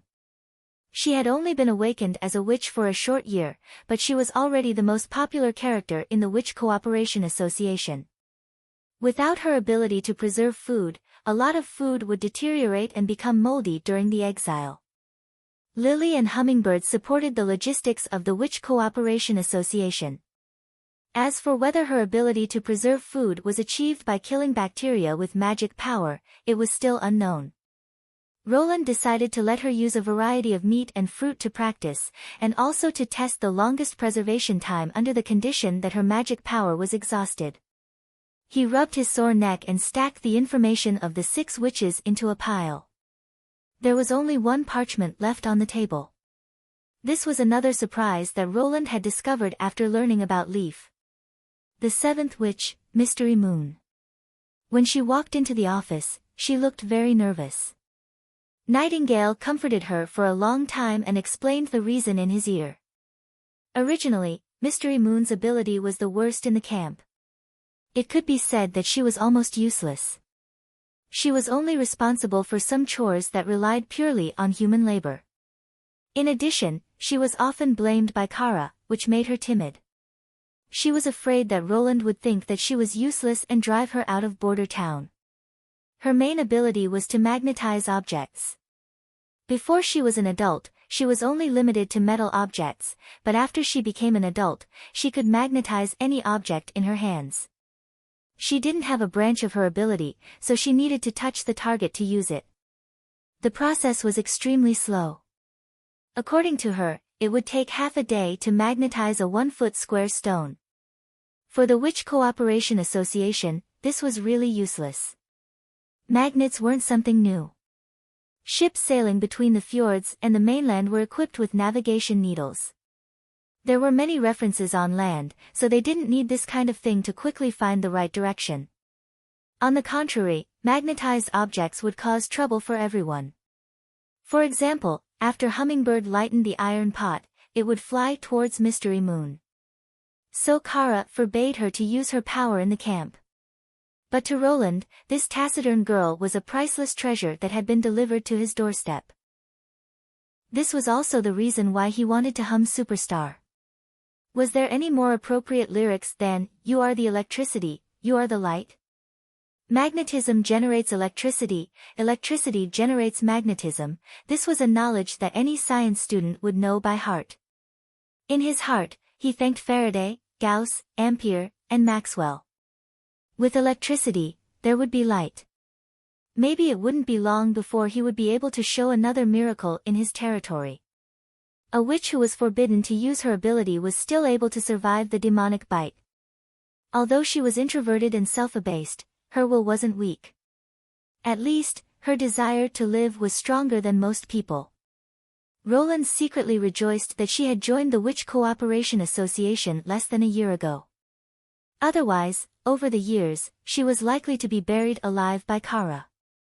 With a stroke of his pen, he set Mystery Moon's training for the next few days to magnetize various objects. He also determined the relationship between magic power consumption and magnetism. With the addition of these 7 witches, Roland's witch lineup suddenly increased to 12 people. After reading so many books, he had a general understanding of the manifestations of magic power. The traditional classification of combat type and non-combat type was not reasonable. He was more inclined to divide them according to the characteristics of their abilities. Generally speaking, the main abilities of witches could be divided into 3 categories. The first category was the self-strengthening type. This type of ability was very rare. So far, only Scroll belonged to this category. This was equivalent to a passive ability that was not affected by the God's Stone of Retaliation. Even if she wore a God's Stone of Retaliation, she could still have a photographic memory. The second category was the summoning type. Anna, Nightingale, Nana, Lightning, Vendi, Leaf, Soroya, Echo and Lily all belonged to this category. The characteristic was that the magic power could leave the body and take effect, although this distance was limited to within 5 meters. The summoning type of witches had the most varied abilities, and were also the most affected by the god's stone of retaliation. Once they entered the anti-magic area, any magic power effect would disappear. However, before the ability was stopped, the result was permanent and irreversible. The third category was the enchantment type. For example, Hummingbird and Mystery Moon. The magic power was cast through contact with the target. The transformation process was slow and consumed a lot of magic power. At the same time, it could be interrupted by the god's stone of retaliation. However, once the transformation was completed, it would become an inherent property of the object, and would still be effective in the anti-magic area. The enchantment had a time limit, and the duration was related to the volume of the object and the user's magic power. This was probably the reason why the god's stone of retaliation could not eliminate the magic bite. Roland thought. The god's stone of retaliation did not affect the gathering and flow of magic power. It affected the process of magic power transformation. Generally speaking, it was aimed at the customer's front end, not the back-end data. Chapter 99. The witches were still awake. After experiencing a series of hardships, they still couldn't believe that they had been taken in by the prince. No shackles, no guards, how could they live in such a spacious and comfortable room in the castle? Vendi probably guessed the uneasiness of her sisters. She and Nightingale called everyone to her room, sat around the bed in a circle, and chatted to calm everyone's mood. This is the demeanor of a leader, Leaf thought. If it was Kara, she would never be so careful, or even if she noticed it, she wouldn't have the leisure to comfort her sisters. Sister Vendi, His Royal Highness, what would you want us to do? Hummingbird asked timidly. Compared to you and Sister Nightingale, our abilities are far inferior. Her words resonated with the other sisters, and they all nodded. Vendi burst into laughter. Let me think, the first thing you have to do is to practice your ability. Practice ability? Soroya hesitated. Will His Royal Highness make me keep drawing? It's very possible. Vendi patted Mystery Moon, who had her head down. You too, although Kara forbade you to use your ability in the camp, His Royal Highness won't. On the contrary, he will only encourage everyone to practice and master their abilities as much as possible. My ability will bring trouble to the sisters, Mystery Moon whispered. You still have to practice, Vendi said resolutely. It's related to our life and death. Life and death? Leaf couldn't help but ask. Yes, His Royal Highness Roland found a way for us witches to safely pass the Day of Awakening. Nightingale took over from Vendi. From now on, we can say goodbye to the pain of magic bite, and all sisters can live smoothly until adulthood. All the witches widened their eyes and looked at Nightingale. For a moment, they couldn't believe their ears. Scroll asked in surprise, is it the Miss Anna you mentioned last time? But you said at the time that you didn't know the specific reason. Yes, at that time it was only His Highness' guess, but later on Nana's Day of Awakening confirmed this. She was also not harmed in any way. Then this method is... Scroll couldn't help but hold her breath. As long as I consume magic power every day, Nightingale said word by word, I can see the changes in magic power in the fog. Regular use of it would increase the total capacity of the body, and at the same time, the pain of body devouring would be reduced. When it's close to the Day of Awakening, as long as all the magic power is consumed, it will hardly cause any harm to the body. I think everyone can faintly feel it too, Vendi added. During the days when we were being hunted by the church, we felt that we were being hunted down. We carefully hid in the corners of the town, not daring to use our abilities. As a result, many sisters left us every winter. But this year, in the camp of the impassable mountain range, except for Ainan and Ike, everyone survived the months of demons. So that's how it is. Leaf took a deep breath. This was the demonic bite that she had encountered in the barbarian land. The reason why the duration was so short. In other words, the Holy Mountain is not in that uninhabited place. Yes, the Holy Mountain is not a specific place, Vendi nodded. As long as it accepts us, doesn't regard witches as demons, and doesn't restrict us from using our abilities. It is the Holy Mountain. Vendi also made a request to His Highness Roland. She wanted to go back to the camp after the months of demons and tell everyone this news. Nightingale looked at Vendi and said softly, "Even if you don't find the Holy Mountain, you can still live well in the mountains." Since everyone is back, there is no need to mention this. Vendi smiled and shook her head. "So, whether His Highness needs your ability or not, for your own safety, you have to practice it every day. If this is the key to resolving the magic bite, will there be other witches who have already noticed it?" Scroll thought for a moment and said, "We are not the first witch organization to gather together. In the Kingdom of Dawn and the Kingdom of Wolfheart, there are other witch associations. I have sent letters to them, wanting to invite them to search for the Holy Mountain together, but I have never received a reply."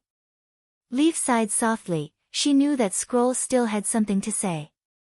Since Kara found the ancient book in an underground ruin in the eastern forest, she had firmly led everyone on the road to find the Holy Mountain. At this point, the Witch Cooperation Association began a long journey of exile, almost through the entire Grey Castle. Along the way, everyone met many new sisters, but also lost a lot of sisters. If they had chosen to hide in the ruins from the beginning, would they have found this key in advance? "We can try to contact the witches hidden in other cities," Nightingale said. "His Highness Roland also has this plan. He wants to release rumors to make the witches pay attention to this remote town. If we can act as a middleman, there is no doubt that it will greatly reduce their vigilance. But I still don't understand, in the end, why did His Highness take us in?" Echo was at a loss. This foreign woman from the southernmost region had a much worse experience than most witches. She was first sold by the Sand Nation to a merchant in the port of Clearwater, and then later resold all the way to King's City. She was forced to learn dancing and court etiquette, and even skills to please men. If she hadn't happened to be rescued by the Witch Cooperation Association, she would have been sold at a high price to a duke or a minister. Until now, when she spoke, she still had a distinct foreign accent. "Maybe he's just like those people who want to buy you." Lily curled her lips. "Men. Don't talk nonsense, Lily," Nightingale said in a displeased tone. "His Highness Roland is different from those people. As long as we live here for a while, we will naturally understand." "That's right, I have a deep understanding of this." Vendi still had a gentle smile on her face. "It's already late, everyone should go back to their rooms and sleep. Even if your ability doesn't work, you don't need to worry. His Highness said that he wants the witches in his territory to be able to live a normal life. If you want to know what His Highness will have you do tomorrow," she deliberately paused, "I think he will probably start by filling out a contract." Leaf and Scroll returned to their room. The latter closed the door. "We should also sleep." "Yes." When she had asked about her ability, His Highness had arranged for her and Scroll to stay in the same room, but also said that this was only a temporary arrangement. Later on, Border Town would provide a new single room. But in her opinion, sleeping 3 people in such a spacious bed would not be a problem. She took off her coat and crawled into the quilt. An indescribable softness and comfort suddenly wrapped her whole body. Leaf couldn't help but let out a soft moan, burying her head in the pillow.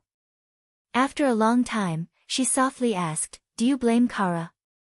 Scroll sighed. No one can predict the future, no matter what she did later. At least at the beginning she sincerely wanted to find a home where witches could live in peace. Now it's meaningless to mention this. Sleep, child. Chapter 100. Just as Vendi had said, the next morning, the witches were called to the first floor by the maids. After breakfast, the prince handed each of them a piece of fine parchment. Considering that some of the witches couldn't read the words, Scroll repeated the contents to everyone. Then they signed and pressed their fingerprints. Roland knew that it was difficult for them to really understand the meaning of each line of the contract, but it didn't matter, they would eventually understand. He also knew that even if it was a contract of slavery, they would still sign their names at this moment. Roland didn't feel that providing a relatively generous contract was an act that would make him suffer a loss. Since he had chosen to walk this path, he had to look further. What he was doing now was to form a good cycle in the future, a win-win framework that could be implemented in the long run. After putting away the contract, Roland arranged everyone's training tasks according to the plan he had drawn up last night, and then called Leaf, Scroll and Soroya to follow him back to the office. After closing the door, Nightingale appeared and winked at her sisters. "I've been thinking about what Vendi told me yesterday." Roland opened the curtains, letting the bright sunshine into the room. "She said that you encountered a terrible monster, and in the end, only 7 of you survived. Even the mentor of the Witch Cooperation Association, Kara, died in the barbarian land. I want to know, in the end, what did you encounter? A hybrid demonic beast?" Leaf was the first to speak. "It wasn't a demonic beast, they were demons from the gates of hell. They had a tall body, could control demonic beasts, and also had magic, just like..." She hesitated, "Just like us." "Demons?" Roland frowned and looked at Soroya. "Were you there at the time?" The latter nodded. "You can draw the scene at that time, right?" Roland handed over a piece of paper. Soroya closed her eyes, looking a little pained, but she still took the paper. She walked to the table. As she used her ability, a faintly discernible quill appeared in her hand. The tip of the quill glowed with a colorful light. Then, it flew out of her hand and started writing on the paper. A vivid picture gradually appeared on the paper, but Soroya never opened her eyes. Roland moved closer to the table. The picture on the paper was extremely realistic. No, he told himself, it was not a picture, but a real-time recording of the scene at that time. Her ability was like a video camera, replaying the massacre in the wildlands from a first-person perspective. When she finished painting, Soroya's forehead was covered with sweat. Obviously, this memory was like a nightmare to her. Nightingale poked her head over and asked, "Is this a demon?" "That's them." Leaf pointed to the one closest to her. "This demon is wearing metal gloves. He can summon lightning to attack. He's also very strong." More than a dozen sisters died in his hands. The devil in the distance could throw a spear several times faster than a crossbow bolt. However, their special attacks could not be used continuously. "I took this opportunity to kill them." "You alone?" Roland asked. "The leather tube under the demonic beast's helmet is the devil's weakness." Leaf pointed to the iron devil's neck. "Kara's magic snake bit off his tube and eventually died together with him. I used the same method to kill the other one with a crossbow. The tube seemed to store some red gas. When the gas leaked out, they died. Well, this thing looked like an oxygen tank no matter how he looked at it. How could there be such a creature in the wasteland?" Roland was puzzled. But to say that they were aliens was obviously not at that level. Looking at the leather tube full of patches and the clothes made of animal skin, it could only be said that the level of civilization was comparable to that of his own. Whether it was through technology or magic, the fact that they could take the initiative to go to other planets showed their strength. The Earthlings even had to stagger to land on the moon. Of course, he couldn't rule out some strange civilizations with crooked talents. Roland thought, in short, the devils were not invincible enemies, they could also be killed. "In addition to the devils, we also saw a floating city," said Leaf. "No matter how far we went, it was still in front of us. Lightning once mentioned in her adventure story that it seemed to be a mirage." "Can you draw it?" Roland asked Soroya. She nodded, summoned the magic pen again, and drew the floating city that Leaf had mentioned on the paper. Roland carefully looked at the picture, but there was not much information in the blurred picture. If the city was really a mirage, then at least it meant that the real body was somewhere in the wasteland. And the blood mist over the city was the gas that the devils breathed. This explanation was much more reliable than what the aliens had said. After all, the vast continent west of the impassable mountain range was a mysterious area that no one had ever set foot in, so it was not surprising that other races existed. Now there was only one question left. "I heard Nightingale and Vendi mention that Kara decided to look for the Holy Mountain because of an ancient book," Roland asked. "Scroll, have you read that book?" Scroll hesitated for a moment. Kara didn't allow anyone to read that book, but I've peeked at it. The words recorded in it are messy and incredible. Can you make a copy of it? Let me see. That's not true, Your Highness. The non-existence of the holy mountain has proved this. She sighed and raised her right hand. I hope you won't be fooled by the contents of the book. A gold-rimmed book appeared in the air. The cover opened to both sides, the pages flipped quickly, and then with a bang, it closed and fell into her hand. Your Highness, I hope that you are the only one who reads it. I don't want to see other sisters become like Kara. Roland took the book. I know. After the witches left the office, Nightingale quietly appeared beside the sofa. As usual, she lifted her robe, put her feet on the low table, and chewed dried fish slices. Don't you want to come and see? Roland asked with a smile. Nightingale snorted disdainfully. I'm not interested in the things that lunatics like to read. He shook his head, sat back at the table, and carefully turned the pages, as if the book really had magic. As Scroll had said, most of the content was difficult to understand, and it seemed that the language and grammar were not the current way of writing. The text mentioned the bloody moon and the huge stone gate, but he didn't see the two words, Holy Mountain. In fact, except for a few words that he could occasionally understand, the rest of the content was basically unreadable. To sum it up, I know every word, but I can't understand them at all. He didn't know if it was because Scroll was panicking and peaked, which caused the content to be missing, or if the book itself was like this. Roland skipped those lengthy paragraphs and directly flipped to the back. It was a rather thick book, and only the first few pages had content, the rest were all blank. From the last page onwards, the handwriting suddenly changed. The previous neat handwriting became sloppy, as if it had been hastily jotted down, but the content was clear and easy to understand. Chapter 101. What does it mean? Roland stroked the line of words. Did the owner of the ancient book fight with the monsters in the barbarian land? He moved his gaze downwards.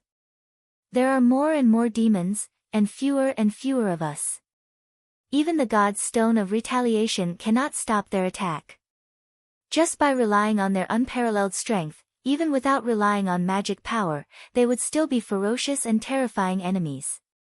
The holy city of Tequila has fallen, and we have fled in all directions. Over the mountains, across the rivers, run as far as you can from the gates of hell. But next time, where can we escape to? But this is not something I need to think about. I am dying, Natalia. The power of the demons is corroding me, and no medicine will work. I'm writing all this because I have a favor to ask of you. Alice's experiment with the God's Punishment Army is coming to an end. The experiment was very successful, and the extraordinary warriors are not inferior to the demons. But she forgot that even if the God's Punishment Army wins, the victory will not belong to us. Yes, the God's Punishment Army will only bring destruction to us. Go and stop her. Only you can do it. This passage was not long. After reading it from beginning to end, Roland closed his eyes and tried to put himself in Kara's point of view. If she did not know the existence of the demons and replaced the demons with witches, she could easily imagine the church's army retreating under the attack of the witches. Then combined with the widespread rumors that witches were the minions of the demons, and that their magic came from the gates of hell. Kara was very likely to think that the church actually wanted to hide the truth. The so-called gates of hell were the entrance to the holy mountain. For hundreds of years, witches had gone to the holy mountain and obtained eternal life there. So there were more and more witches. And the church's soldiers were getting fewer and fewer. Of course, there were many loopholes in this speculation. For example, the notes mentioned that the demons had extraordinary strength, which was obviously not a characteristic of witches. Another example was that witches could defeat the church's army under the influence of the god's stone of retaliation, which seemed too bizarre. So what made Kara decide to go to the barbarian land, he still did not know. Was it her excessive eagerness that affected her judgment? Or was there a part of the content that he did not peek at, and that was the real reason? Roland was leaning towards the latter. At least now he knew that the demons described on the last page of the scribbled notes were not witches, but real otherworldlings. However, this did not reduce his doubts at all. Instead, it increased the number of unknown problems. When had the church ever fought with the demons? Roland flipped through the fourth prince's pitiful knowledge of mysticism. He couldn't find any related content. Ever since the end of the War of Faith, the church had established its base camp in the north to resist the demonic beasts that invaded the mainland from the Big Breach. Later, they simply built a magnificent fortress city on the Hermes Plateau and called it the New Holy City. These two connected cities, one high and one low, were used to fight against demonic beasts. Not the devil. Besides, he had never heard of the name Tequila. If these things were true, the church had no reason to hide it. In the books that recorded the history of the church, every successful defense against demonic beasts and major victory against witches would be described in detail, as if they were afraid that others would not know of their achievements. But fighting against the demons was more worthy of being written about than fighting against demonic beasts and witches. The last question was about the God's punishment army. Obviously, this member of the church did not want to see the God's punishment army appear and entrusted others to stop the person in charge of the experiment. It seemed that it was successful. Roland only knew that the church had the army of judges. But he had never heard of the God's punishment army. Of course, he could not rule out the fact that the fourth prince was ignorant. However, if they could really cultivate powerful warriors that could fight against the demons, it would only increase the strength of the church. Why did the author of the notebook think that the God's punishment army would bring destruction? What Scroll thought was inconceivable should be the latter 2 points. Do you know where you got the ancient book that led Kara astray? Roland looked up at Nightingale. When I joined the Witch Cooperation Association, my sisters had already set foot on the road to find the mountain. Nightingale chewed on dried fish and said in a vague voice, but Vendi once mentioned that the Witch Cooperation Association was not originally called the Witch Cooperation Association. It was just a group of witches from Sewanshire, including Kara, Vendi and Scroll. Later, they found a hidden place in the forest not far from Sewanshire and used it as a secret meeting place. I didn't expect that it was actually the entrance to an underground ruin. She swallowed the snack in her mouth and licked her lips, but except for Kara, no one went down to explore. Was the ancient book found in the ruins? Anyway, that's what Kara claimed. Nightingale curled her lips. Later, there were more and more witches gathered. Maybe someone accidentally leaked their whereabouts during a meeting, so the church sent a large group of judges to surround the forest. More than 20 witches escaped, less than half of them. From then on, Kara decided to go to the impassable mountain range to find the Holy Mountain. So they called themselves the Witch Cooperation Association and set finding the Holy Mountain as the highest goal of their members. After listening to this, Roland fell into deep thought. Adding 2 little mystic points was so troublesome. Anything related to history and legends, his mind was basically a blank. The ancient book didn't mention the specific year, so he didn't know if other history books had any records of this war. The first person involved was already dead. If only I could go to the ruins to explore it, he thought. But Roland also knew that this was basically impossible to achieve. The eastern forest was too far away from him. Compared to a trip across the entire Grey Castle, developing his territory was his top priority. Walking to the window, Roland looked through the floor-to-ceiling window at the garden under his feet. The witches were training their abilities according to his orders. Now that he had 12 witches under his command, it was time to establish an organization. In his mind, this organization didn't need any program or guidelines. It was set up to facilitate the management of witches and the reasonable use of their abilities. Its function was similar to the industry guilds in the future. The rules of the organization were as simple as possible, with only 2 rules: don't use your abilities to violate the territory laws.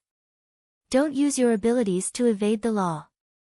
Roland initially wanted to imitate the 3 laws of robotics and restrict the witches from using their abilities to harm or attack ordinary people, but later he felt that it was unnecessary. For them, abilities were just like guns in the hands of ordinary people. When they encountered danger, there was no essential difference between using a gun and using their abilities to fight back. Moreover, deliberately emphasizing the difference between witches and ordinary people would only make the gap between the two groups bigger and bigger. Therefore, not breaking the law and not evading responsibility was the most concise expression that a technical dog could think of. As for the name of the organization, Roland had already thought about it. Chapter 102.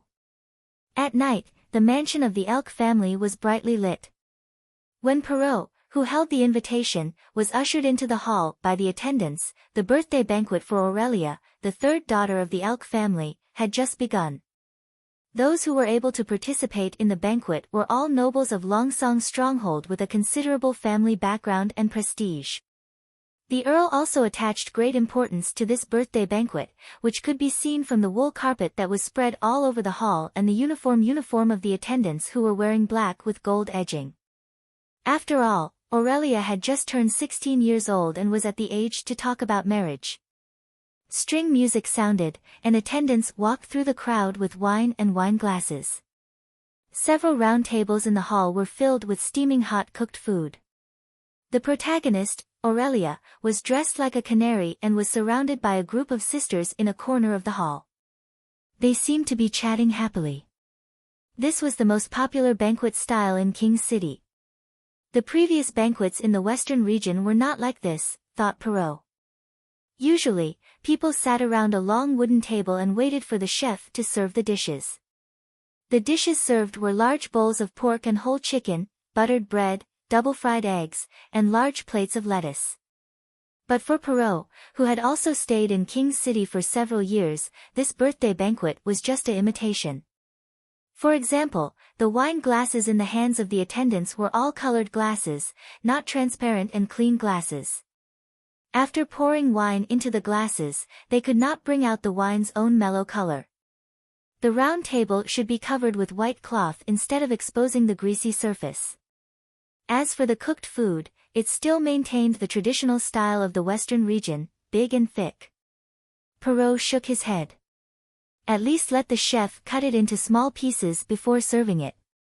According to the usual practice, he had already filled his stomach at home before coming to the banquet, so he would not cut these large pieces of cooked meat at this time.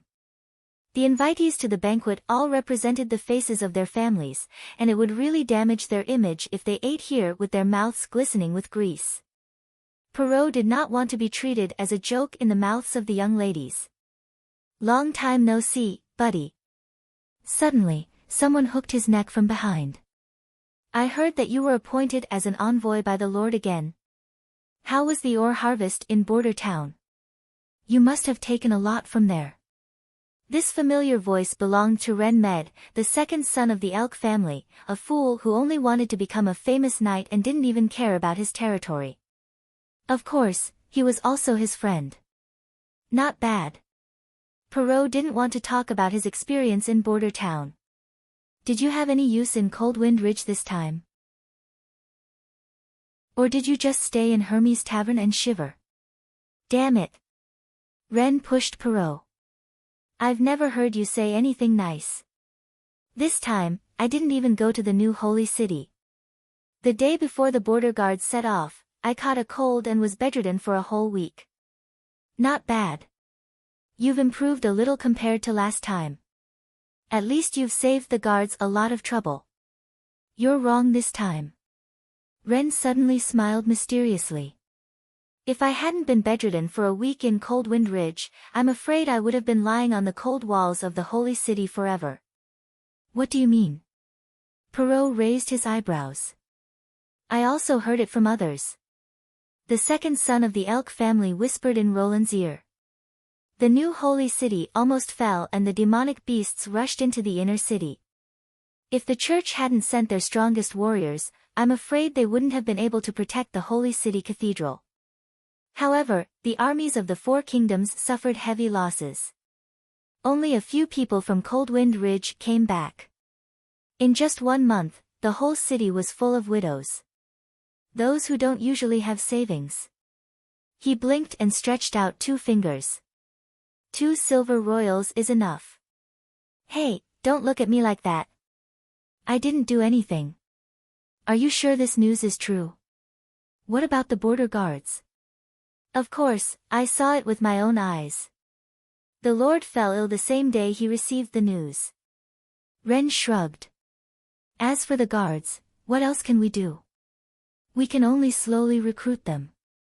Right now, the northern region is in urgent need of experienced warriors. If my family didn't call me back, I could at least lead a cavalry team. This is not the point, Perrault thought. The main defense of the border guards in Coldwind Ridge was the church's army of judges. Now the generals and warriors of the 4 kingdoms were buried in Hermes. No matter how you look at it, it smells like a conspiracy. If they were plotting something, the north of Grey Castle was now like a naked woman. What about the army of judges? What are their losses? Not much better than the armies of the 4 kingdoms.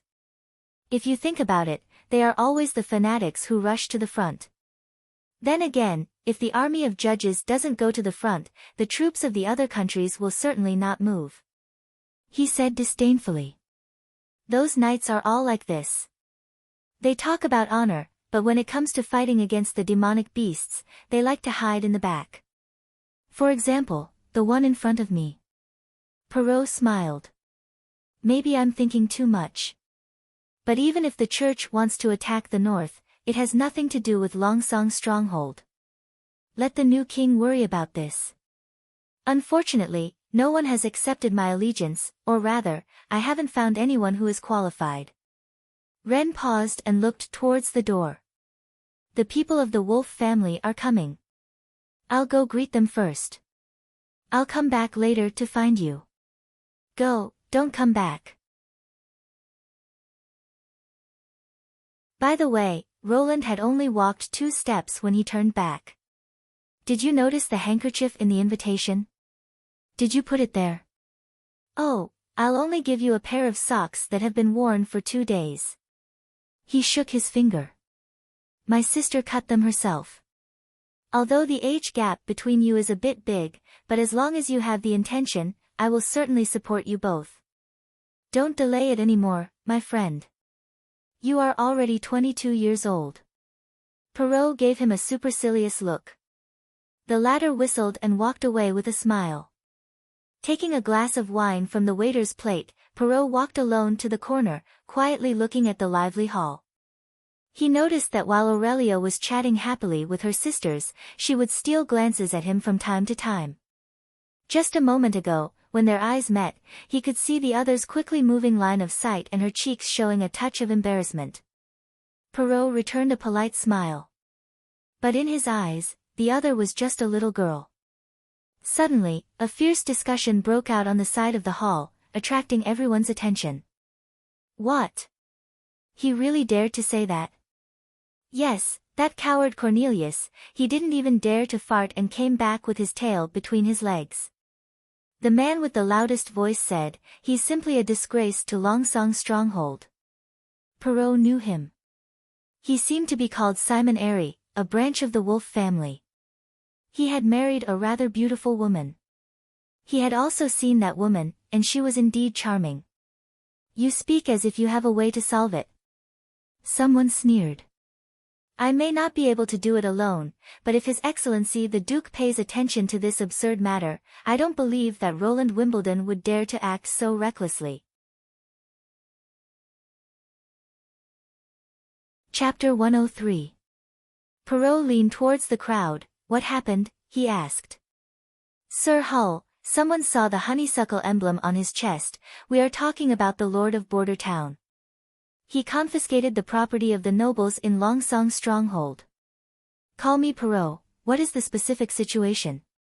I will explain it to Mr. Perrault. Simon squeezed his way forward, showing a flattering smile. It is like this. Under the orders of the Duke, we usually live in Border Town and manage the North Slope mine for the Lord.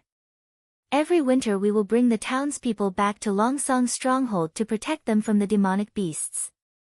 At the end of this year's Months of the Demons, one of my colleagues, Cornelius of the Fletcher family, was unexpectedly told by the Lord of Border Town that his house had been demolished by the townspeople without any compensation. Either you admit that the house doesn't belong to you, or you will be sent to prison and hanged for desertion. He imitated the words of the fourth Prince Roland. Sir, what is called desertion? This is what every mine manager has done for hundreds of years. Perrault's mind could not help but recall the appearance of the young gray-haired man, although the outside world said that the prince was extremely unbearable, but from his two personal experiences with him, he knew that Roland Wimbledon was by no means an ordinary person. And in this way of dealing with the crime of desertion, it was just an excuse that the other side casually found. The prince had never thought of using reason to convince these people. He has completely broken off relations with Longsong stronghold, Perrault thought, or to think deeper, does the prince not know that every year the townspeople and nobles go to Longsong stronghold to take refuge? Obviously not. He clearly knows, but he still imposed a crime, forced the other side to make a choice, and even let the other side send such a barbaric result back to Longsong stronghold. In the end, what does the prince want to do? But he is the Lord of Border Town, said the man who had previously laughed at Simon. The Lord has the right to rule the laws of his territory. Border Town is also under the jurisdiction of the Western Territory. Simon said coldly, displeased. Do you question Lord Ryan's authority? Being stationed in the small town to supervise the work in the mine was the Lord's idea. Now that Roland has occupied all the houses of the nobles, he is openly opposing the 6 great families. Lord Lionheart will not sit idly by. Are you talking about the executioner who hanged Hills Med and didn't even give him a letter? Ren came over at some point in time. My father was furious with Thunder because of this. Lord Med, said Simeon, saluting, it is this man. Now that he's acting even more wildly, I'm afraid only His Excellency the Duke can stop him. I hope you can convey this message to us. Don't worry. It doesn't matter if it's true or not. Lord Ryan is prepared to deal with him. Ren said indifferently, I came back for this. My brother is negotiating a trade deal in King's City. I'm the only one who can lead the Elk family. Really? That's wonderful, said Simon joyfully. Perrault frowned. Although he knew that since the winter letter was sent, His Royal Highness the Prince had chosen to stay in Border Town, sooner or later there would be such a day. But he had never thought that his friend would also have to put on his armor and go into battle. Ignoring the strange eyes of the crowd, he directly pulled Ren to the side and dissuaded him, Don't go, that's the prince. I know he's the prince of the mountains. Ren Med patted Perrault's shoulder. Don't worry, Lord Ryan won't hurt a prince. Maybe as soon as we get there, he'll directly surrender. Even if he wants to resist, as long as we get on our horses, wouldn't all the farmers and miners run away? The fourth prince doesn't know how to wield a sword or a gun. I don't think he'll be able to hurt even a hair. No, I'm worried that you'll be hurt by him. Perrault opened his mouth, but didn't say anything. He knew that the other side wouldn't believe him, because even he himself found it hard to believe that the prince could rely on those miners to defeat the Duke's coalition. But he didn't know why, but he always felt a little uneasy. Young Master Perrault, your father wants you to go back. He has something important to talk to you about. A white-haired steward suddenly rushed to Perrault's side and whispered in his ear. I know, Perrault nodded, and after saying goodbye to Ren in advance, he sat in the carriage with the steward and returned to Count Honeysuckle's mansion. Father. He walked into the study, where Shalafi Hull was writing something on the table. Hearing Perrault's voice, the Count didn't stop writing. You go and summarize the output of the territory, the number of people, and the income separately, and give them to me. I'll arrange the spring expedition. The Duke Ryan's conscription order has already been issued. After the snow melts, our 5 families will provide knight and mercenaries for him to go to Border Town. How much? The Count's hand slightly paused, and he raised his head. What's wrong? You've never cared about this kind of problem before. He opened the letter on the table. The knight will have at least 25 people, as well as the corresponding squires and horses. The mercenaries will have 40 people, and they must be fully armed. If there are more than 100 freedmen or serfs, they should be equipped with simple weapons. Perrault calculated in his heart, so the 5 families added up to about 1,000 people, plus the Duke's own troops. It could already be regarded as a force that could sweep through the western region. Even if Longsong's stronghold didn't turn out in full force, this team was still not something that Border Town could resist. There were only a total of more than 2,000 people there. "Father, can you not go to the battlefield?" He hesitated, but still opened his mouth. "What's wrong, son?" the Count asked strangely. "I'm worried about your safety." Shalafi couldn't help but laugh. "Do you know what you're saying? An elephant trampling an ant to death, what kind of danger can there be? His Royal Highness only has a few knights and less than 50 personal guards, but we have 10 times as many people as he does." In theory, this was indeed the case. Before he had seen His Royal Highness, Perrault would also think so. "But, Father, everyone says that the walls made of mud will collapse when it rains, but His Royal Highness presided over the construction of the walls. They also say that it is impossible to stop the demonic beasts by relying only on the miners of Border Town, but His Royal Highness not only achieved this, even after the end of the months of the demons, no one escaped back to Longsong's stronghold." The more he said, the more uneasy he became. Now, everyone thinks that the Duke's victory over Roland Wimbledon was nothing more than an elephant running over an ant. "Father, will the result really be like this?" "Enough." Shalafi slammed the table. He shook his head, stood up, and went to the wall where the portraits of the ancestors were hung. "Compared to fighting on horseback, you prefer to do business and talk about business, which is normal. But being a businessman doesn't mean being timid. Those merchants who sail across the ocean face the threat of death every day." He knocked on the wall and said loudly, "Look at this. Your grandfather, your grandfather's grandfather, they all relied on swords and longbows to gain a foothold in this place full of beasts, refugees, and bandits. You are so afraid of fighting, it really disappoints me." Chapter 104. On a sunny afternoon, Roland fulfilled his promise. He conferred the title of Viscount to Sir Pine. His territory was divided to the south of the Redwater River, across the river from Border Town. Today, it was still a dense forest, belonging to the undeveloped area. In order to make him give up the autonomy of his territory, Roland promised to give priority to the development of Sir Pine's territory. He also promised to give some shares to the Viscount and his descendants. Of course, Roland used his verbal skills to describe it as a good thing that he didn't need to manage his own property, and could just lie down and share the money. Sir Pine readily agreed. He didn't like these things. In his opinion, there was nothing more interesting than fighting on horseback. But now that he had a daughter, he put all his energy into hunting. In addition, Sir Pine's original territory had long been in decline, so he simply asked the prince to send someone to help him sell the land east of Longsong's stronghold and move his whole family to Border Town.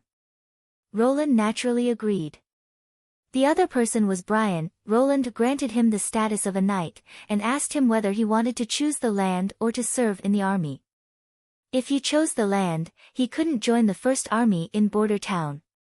If he joined the army, he would have to rely on his military achievements to be promoted and get rewarded land. Brian didn't hesitate to choose the latter. In this way, Roland had a general layout of the land use plan. The land between the Redwater River and the impassable mountain range was the residential area. The narrowest part was about 3 kilometers, and the widest part was about 7 or 8 kilometers. In the future, it could be used to build a community, or it could be used as a reward for promoted officers. On the other side of the Redwater River was the future industrial and agricultural area.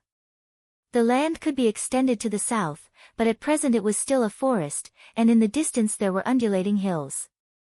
When the population met the demand, Roland would inevitably start to reclaim the forest.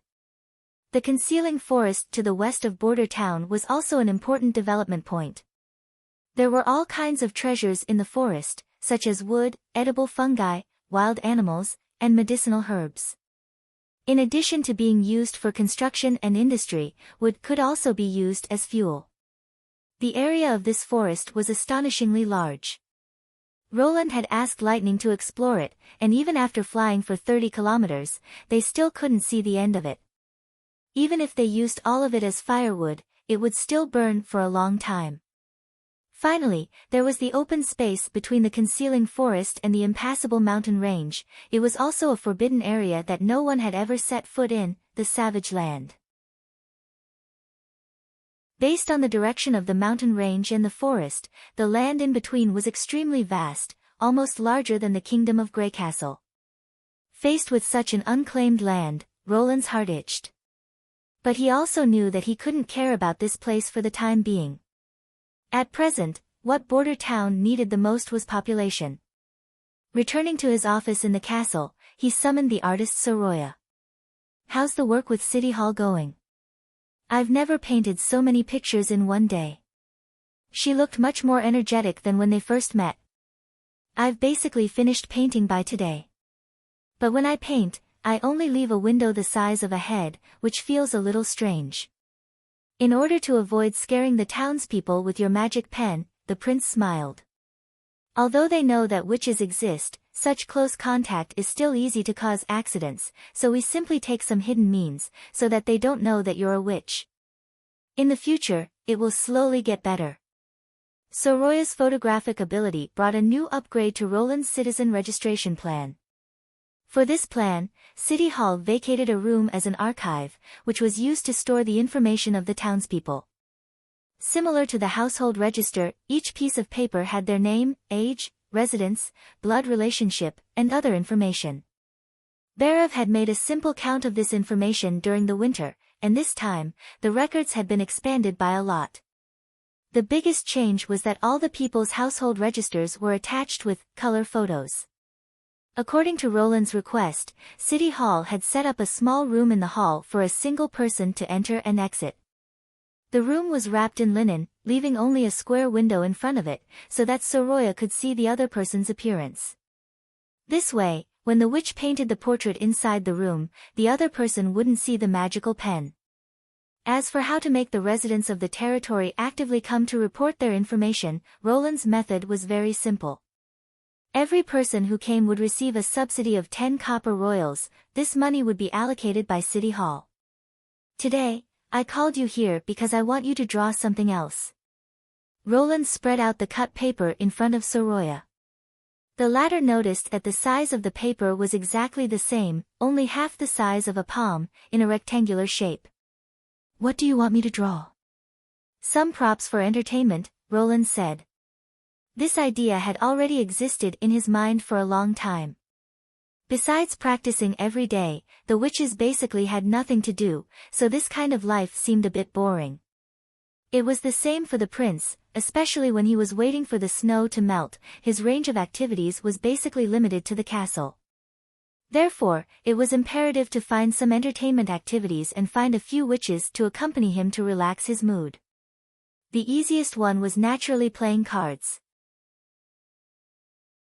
However, the soft ordinary paper was not suitable to be used in the hands, and shuffling the cards was also troublesome. Now that he had Soroya, he could naturally consider making some more advanced things. Entertainment? She tilted her head and thought. It seemed that she didn't understand what kind of entertainment drawing on a square piece of paper was. "Well, you have the final say. First, you draw a soldier holding a heavy crossbow on this piece of paper. Imagine." "Yes, his armor, body, age, as well as the environment, all of it is up to you to imagine. As long as he is holding a heavy crossbow." "Ah. I'll try." Soroya closed her eyes and thought for a moment, then a colorful magic pen appeared in her hand. Soon, a middle-aged man who looked like a crossbowman jumped on the paper. "Very good," Roland praised. "Let me think about what to draw next. In the upper left corner and the middle of the paper, draw a small circle." He recalled the appearance of the cards in his mind, the first circle should be white with gold edges, and the second circle should be orange with gold edges. After these drawings were finished, Roland asked her to add a number to the first circle, and add a bow and arrow symbol to the second circle. The magical thing about Soroya's ability was that she could draw regardless of the material, so there was no difference between a blank piece of paper and a piece of paper with a pattern. The pattern drawn on the latter could perfectly cover the former, just like a layer of cover. Thus, a delicate, crossbowman card appeared in front of Roland. "Is this good?" she asked. "This is just a unit card, there are still many similar cards to draw, and in the end, we can make a deck of cards, then I'll teach you how to play." Looking at the way Soroya drew with her eyes closed, Roland had a premonition that perhaps this kind of dialogue would soon fill his castle.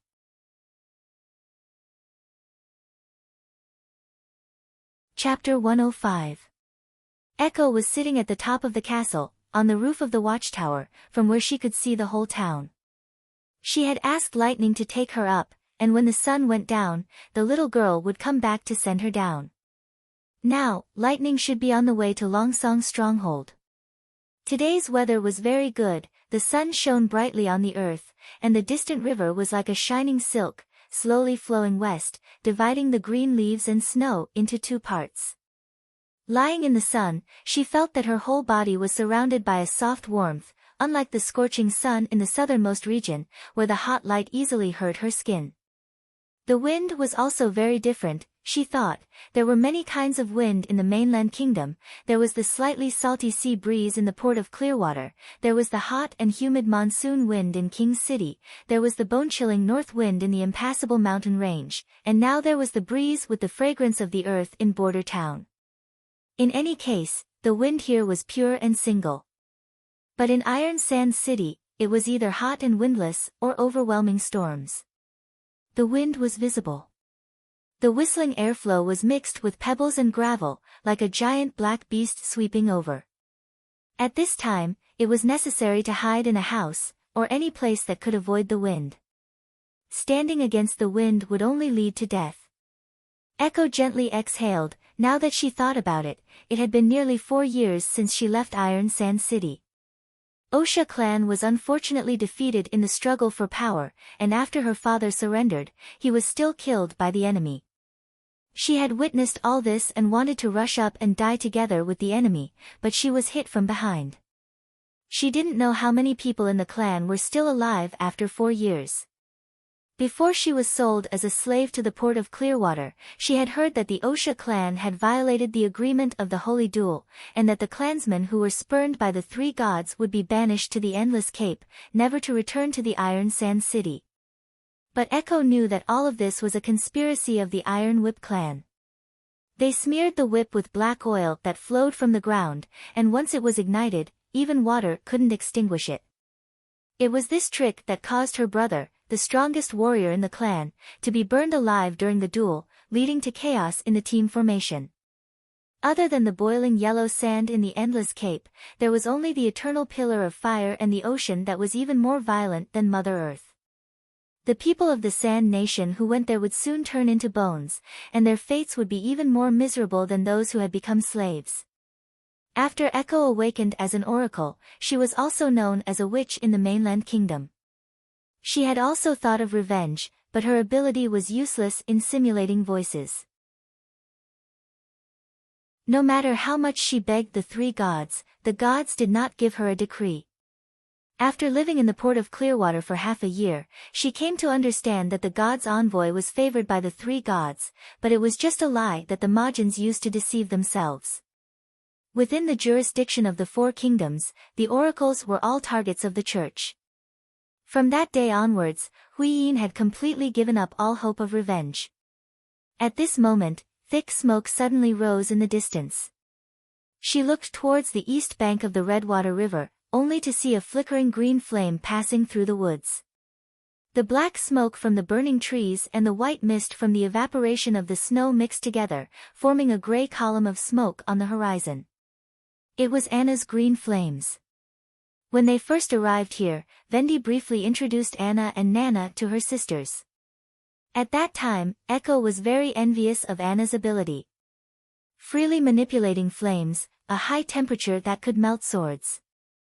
If she had such a strong power when she was in the Iron Sand City, no one in the Iron Whip clan would have survived. Echo shook her head. Now it was meaningless to think about these things. Compared to her clansmen who were likely to be buried in the yellow sand, she was still alive and lucky. Since His Royal Highness was willing to accept her, then all she could do was to work hard to complete His Royal Highness's orders. She cleared her throat and began to hum a song according to His Royal Highness's request. It was a cheerful song. His Royal Highness had only hummed it once, but she had completely remembered the whole tune.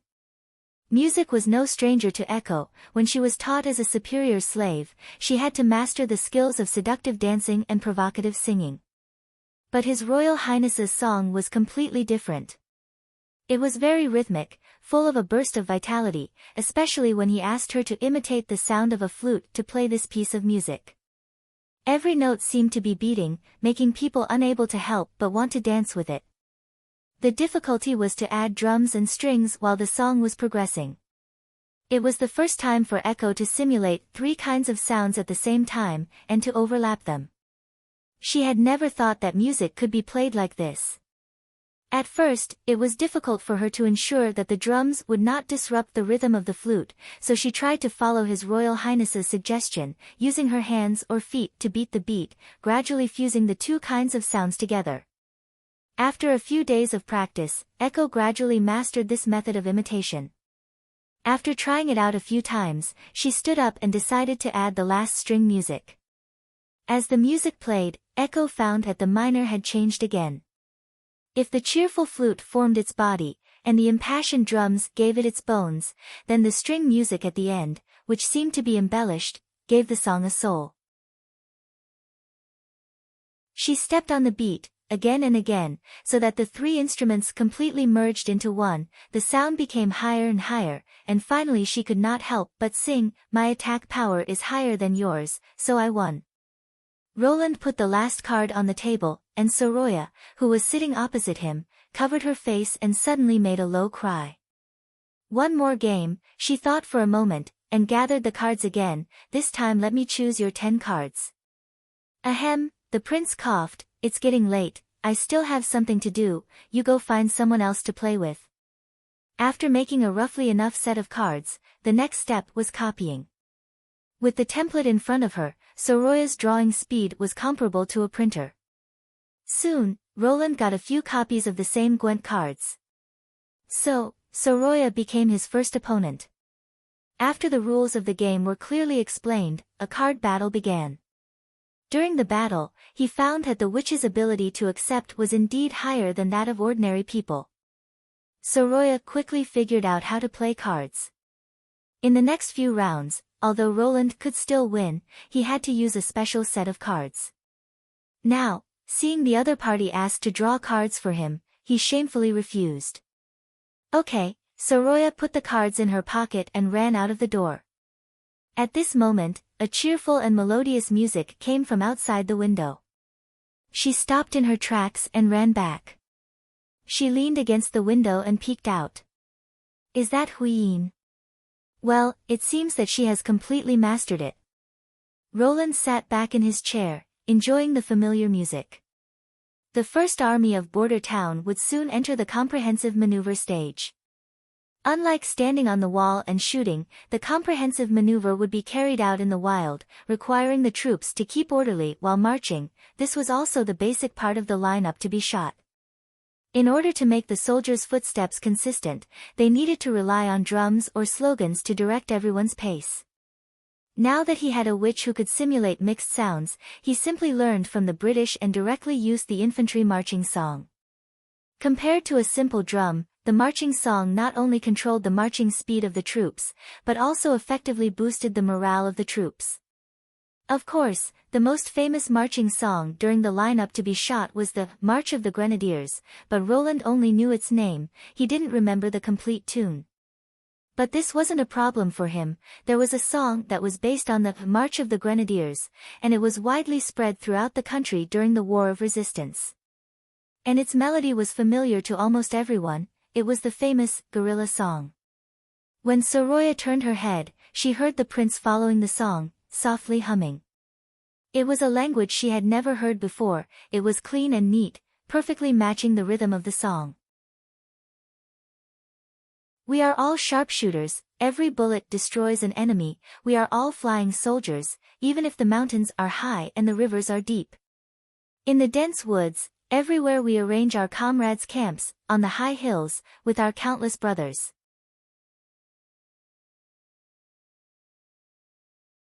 Chapter 106. Scroll knocked on the door, and soon a response came from inside, "Please come in." She pushed the door open and entered. Anna was sitting at the table by the window, reading a thick book. The sunlight spilled in through the window, elongating the woman's shadow. Her soft cheeks and neck were dazzlingly white under the light, and the flaxen hair covering her shoulders was almost dyed pale gold. After getting along with her for almost a week, Scroll had basically figured out her temperament. For example, she was straightforward, never beat around the bush, calm and quiet, and especially eager to learn.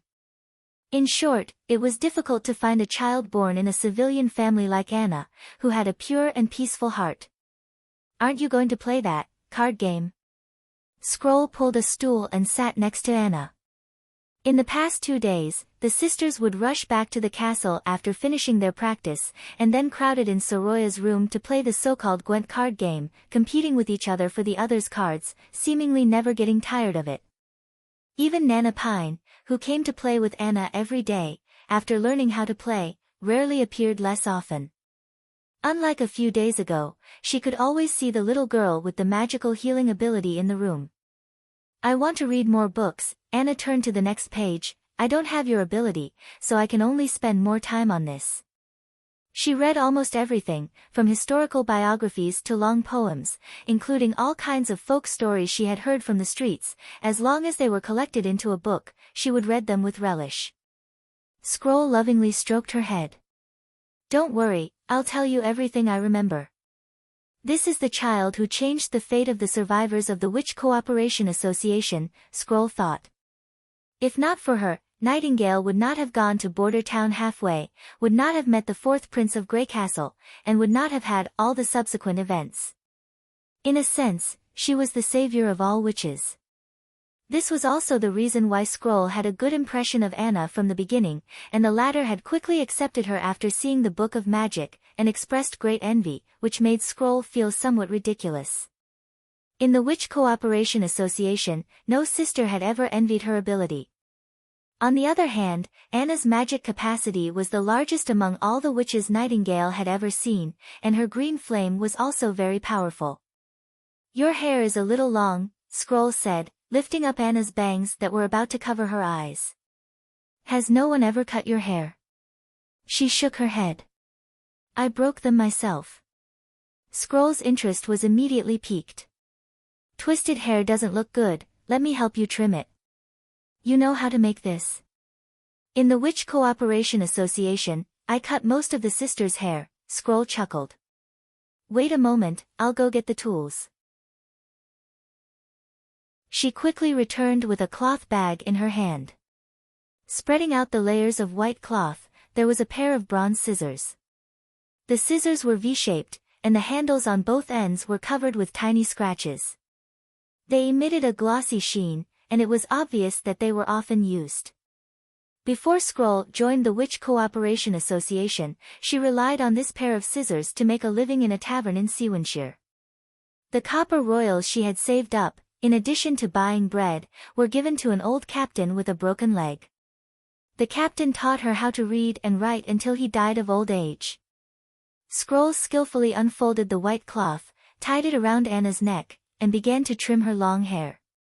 "I have some questions I want to ask you." "What?" Scroll's fingers danced, and the scissors in her palm constantly opened and closed, issuing a crisp clicking sound. Her flaxen hair slipped through her fingertips and fell to the ground.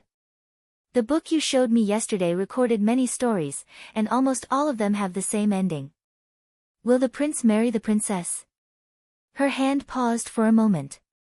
That storybook wasn't really a book, but a collection of folk stories she had heard the sailors sing during her 10 years in Seawanshire. It was just that Scroll had deliberately filtered the contents. She didn't want stories that didn't have a happy ending, or stories where the prince and the princess weren't together. Finally, they were put together into a book, and she made it out for Anna to read. She knew that the other side would definitely ask such a question after reading it, but when she really wanted to answer, she couldn't bear to do so. Most of them are like this. Of course, some princes will marry the daughter of a Grand Duke or Duke. For example, King Wimbledon III of Greycastle, his wife is the daughter of the Silver Duke. After saying that, Scroll sighed in her heart. Vendi had mentioned to her about Nightingale's worries. Compared to the mature and calm Shadow Killer, she was more worried about Anna, who was getting closer to His Royal Highness. Anyone could see how important this woman was to His Royal Highness. When Anna was present, Roland's eyes always fell on her. She was several times busier than the other sisters. After Nightingale and Vendi's rooms were changed to be shared by two people, His Royal Highness only didn't adjust Anna's room. He also explained that when Anna spent the night in the castle, she could sleep in the same bed. He didn't realize that as the owner of this place, he didn't need to explain. Anna was the same. When she was with the other witches, she didn't talk much. Most of the time, she was just a quiet listener. Only when she was with Roland would she take the initiative. If there was anything that could make her eyes leave the book, Scroll bet that it would be His Royal Highness. Unfortunately, Roland was the fourth prince of Greycastle Kingdom, the future king supported by the witches, while Anna was a witch. Scroll couldn't possibly remind His Royal Highness, so she had to come up with this method to beat around the bush with Anna. She didn't want the two to become estranged, and she didn't want to see a tragedy with no result. Why? Anna shook her head, seemingly trying to get rid of the hair on her neck. What if the prince doesn't like the princess or the noble lady? Scroll didn't expect her to ask this. Then he has to marry. Because the prince is likely to become the king, and the king's marriage isn't just his business. She tried to recall the relevant knowledge recorded in the book, in order to stabilize the great nobles at the border of the kingdom, to appease the restless neighboring countries, and even to reach a good deal. But the most important thing is that the king must have an heir. Anna didn't ask any more questions, which made Scroll feel a little relieved. This kind of thing could only be persuaded slowly. She believed that one day the other party would understand. After trimming her hair, Scroll smiled and scratched Anna's hair. Not bad, you look a lot more spirited. Thank you, Anna bowed her head. So, today's book. Scroll thought for a moment and decided to summon the history of the Wolfshart Kingdom's royal family to strengthen the impression instilled in her today. I'll choose a family biography. When she was ready to leave, Anna suddenly said while holding the Book of Illusions, I don't think Roland is the prince in the story. Her voice was very sure. It didn't seem like she was trying to convince herself. He will only do what he wants to do, and nothing else matters. Scroll was startled. Why?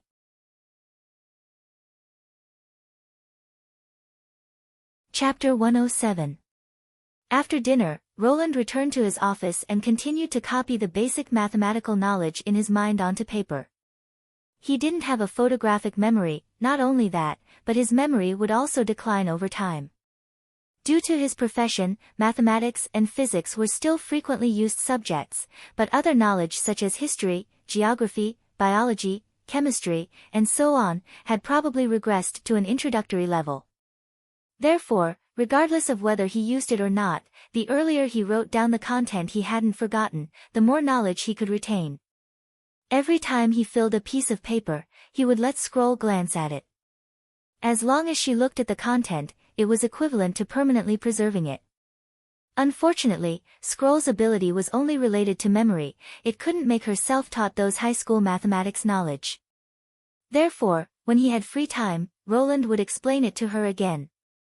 Of course, for a teacher like him, imparting knowledge was a very interesting thing. Especially when he saw Scroll's startled expression, or when she suddenly realized something after thinking hard, he felt a special sense of accomplishment in his heart. However, Roland knew that this also had something to do with the target of the teaching. Although Scroll was nearly 40 years old, her magic had greatly slowed down the aging of her face. The skin of her cheeks was still tight and rosy, and her long black hair was simply tied behind her head, making her look mature and capable. The fine wrinkles at the corner of her eyes didn't destroy the overall beauty, but instead served to accentuate her steady temperament. In a movie, she would definitely play the role of an elegant and versatile teacher. But now, he was able to make his teacher dumbfounded.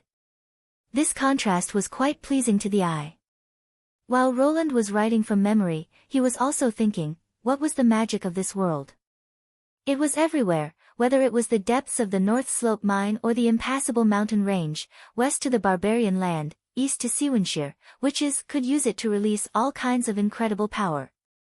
If magic was regarded as electricity, then witches were electrical appliances with different functions. But obviously, it was much more incredible than electricity, more like a kind of energy close to the origin.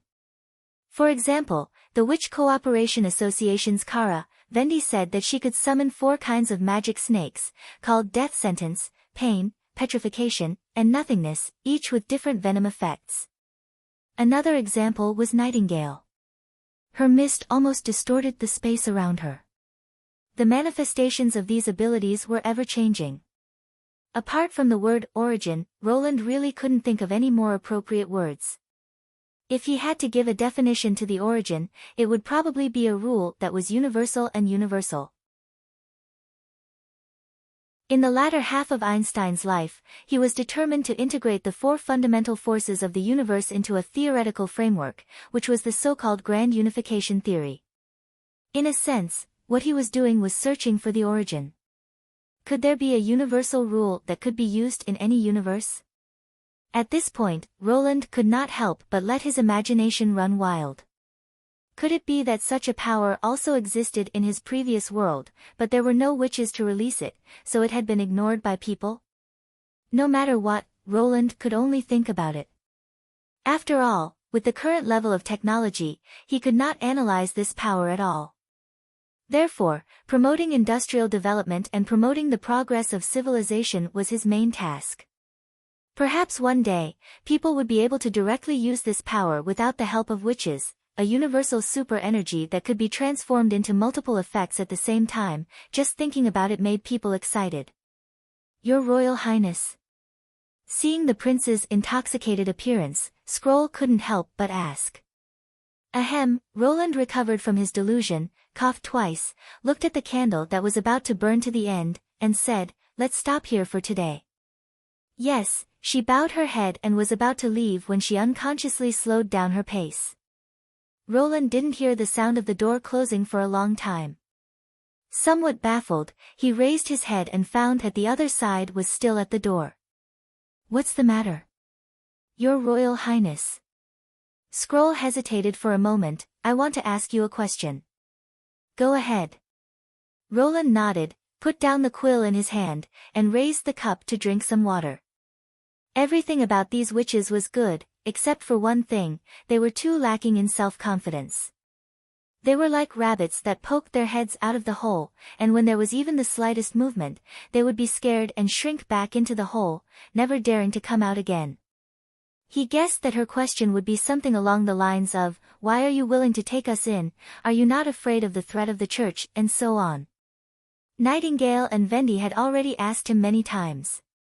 But since the other side had put on such an attitude, he naturally had to answer them seriously, so that they could deeply feel that he should treat his comrades with the warmth of the spring breeze. Is it possible for you to marry a witch?" Pfft, Roland almost spat out the water in his mouth. Why do you ask this question?" Scroll opened her mouth, but couldn't answer. Marry a witch? The first thing that appeared in Roland's mind was Anna's figure. From the time he met her in the cage, her pair of lake blue eyes had left a deep impression in his heart. Witches were women who had awakened from ordinary human beings. Their abilities were outstanding, and from their appearance to their bodies, they were all superior to ordinary people. If they were in modern society, they would certainly be the focus of attention. So, what was there to hesitate about? Since that was the case, he looked at Scroll and replied with a smile, "Why not?" Vendi rubbed her sore shoulders and returned to her room. Her overly heavy chest always brought her a lot of trouble, especially when she was standing on the top of Little Town's wooden shed. She had to raise her hands slightly backward to maintain her body's balance. According to the results of the first trial, Little Town had made a number of improvements.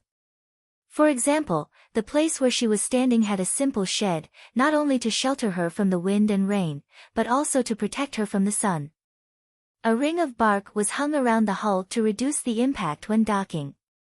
2 short cement piles were installed on both sides of the ship to make it easier to fix the ship with hemp ropes. After nearly a month of training, her ability to control the wind had also greatly improved. Now the ship was more stable, and the speed could be fast or slow under the influence of the wind. She also learned to use the existing wind to adjust the magic consumption, so that she could persist for a longer time. Nightingale had finished her bath before Vendi, and was already sitting on the bed in her pajamas waiting for her. But to her surprise, the other side had an irrepressible smile on her face. "Did something good happen?" Vendi couldn't help but ask. The latter shook her head and didn't say anything, but the smile on her face deepened. Vendi's mouth twitched. After the last night's talk with her, her mood had been low, and it was only after the recent popularity of Gwent in the castle that her mood improved. Why was she suddenly smiling like a flower today? Where had that expressionless and taciturn shadow assassin whom he had first met in Silver City gone? Forget it, Vendi took off her clothes and stepped into the wooden bucket filled with hot water. She probably won a good card. To be continued. P.S.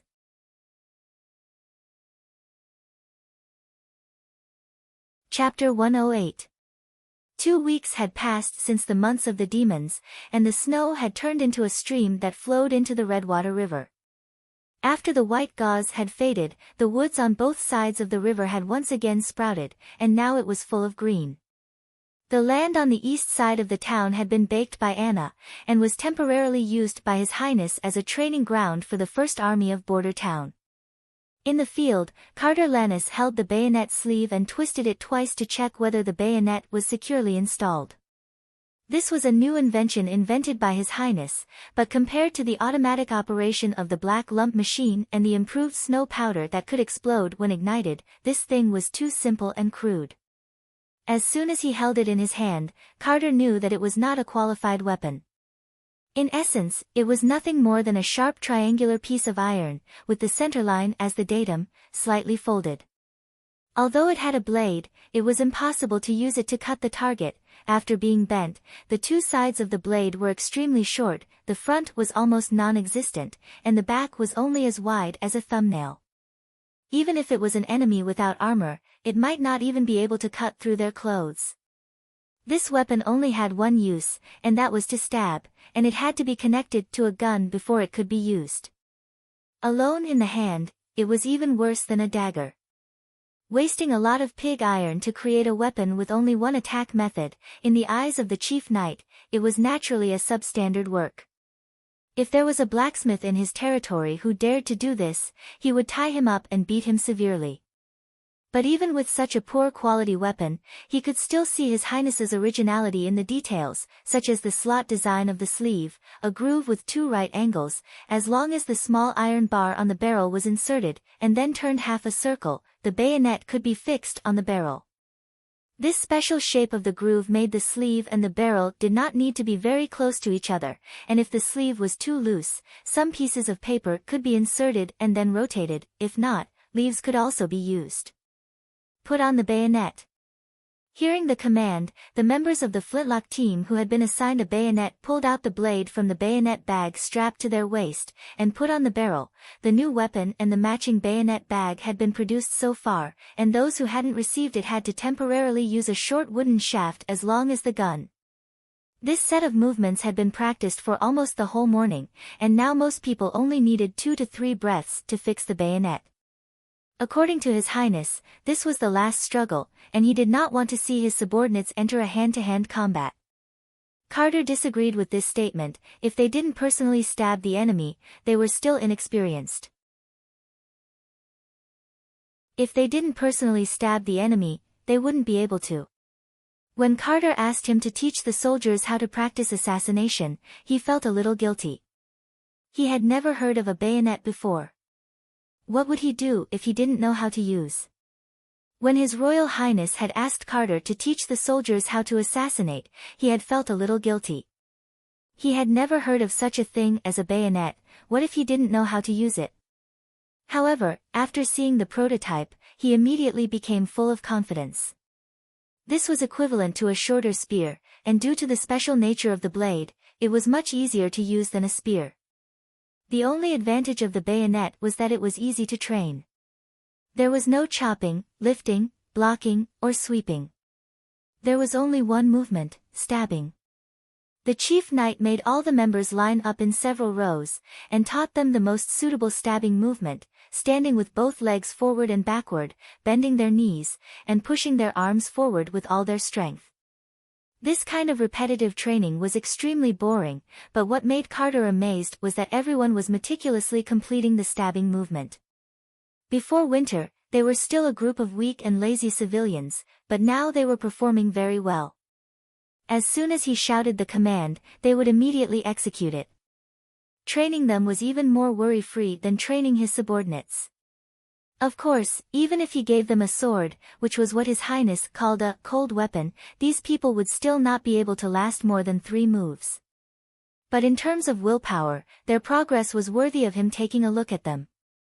After practicing for half an hour, Carter let the flintlock team sit down and take a short break. At this time, His Royal Highness also appeared in the practice field, and he was accompanied by a hooded woman. The knight was not surprised. His Royal Highness had already told him in advance that today's practice would be carried out with the help of a witch. However, the witch was really tall. At first glance she was almost as tall as His Royal Highness. Girls should be small, Carter thought. Then he let everyone stand up and salute His Royal Highness the 4th Prince. Your Royal Highness. The soldiers raised their hands to their foreheads and shouted. You've worked hard. Roland nodded and walked over to the knight's side.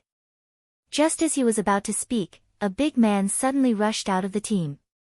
Carter Lannis frowned and took a step in front of the prince, his hand already on the hilt of his sword.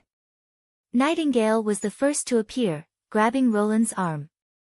As long as the situation was slightly wrong, she could pull the prince into the fog.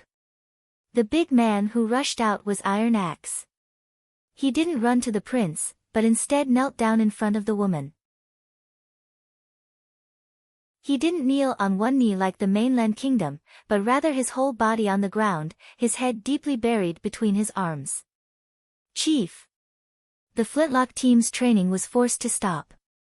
Tell me, what's going on here? In the castle hall, Carter, Echo and Iron Axe stood in a row, while Roland sat in the main seat and asked with slight dissatisfaction. Discipline, discipline. How many times have I emphasized that the army should have iron discipline? Not to mention the chief, even if they saw the king, they shouldn't be moved. If they really have a request, they can report it. He couldn't help but sigh at the thought of Iron Axe's future. In the end, his cultural quality is not up to speed, and he can't thoroughly understand the meaning of discipline.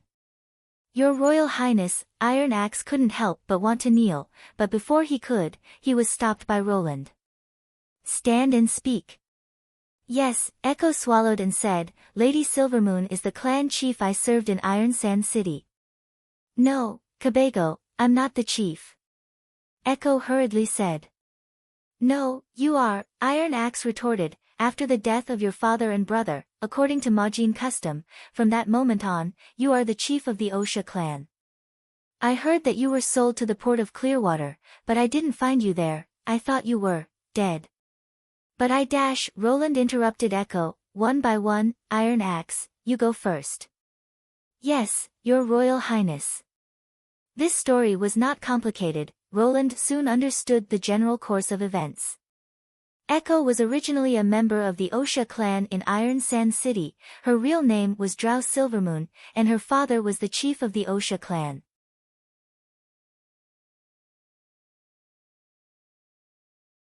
Chapter 109.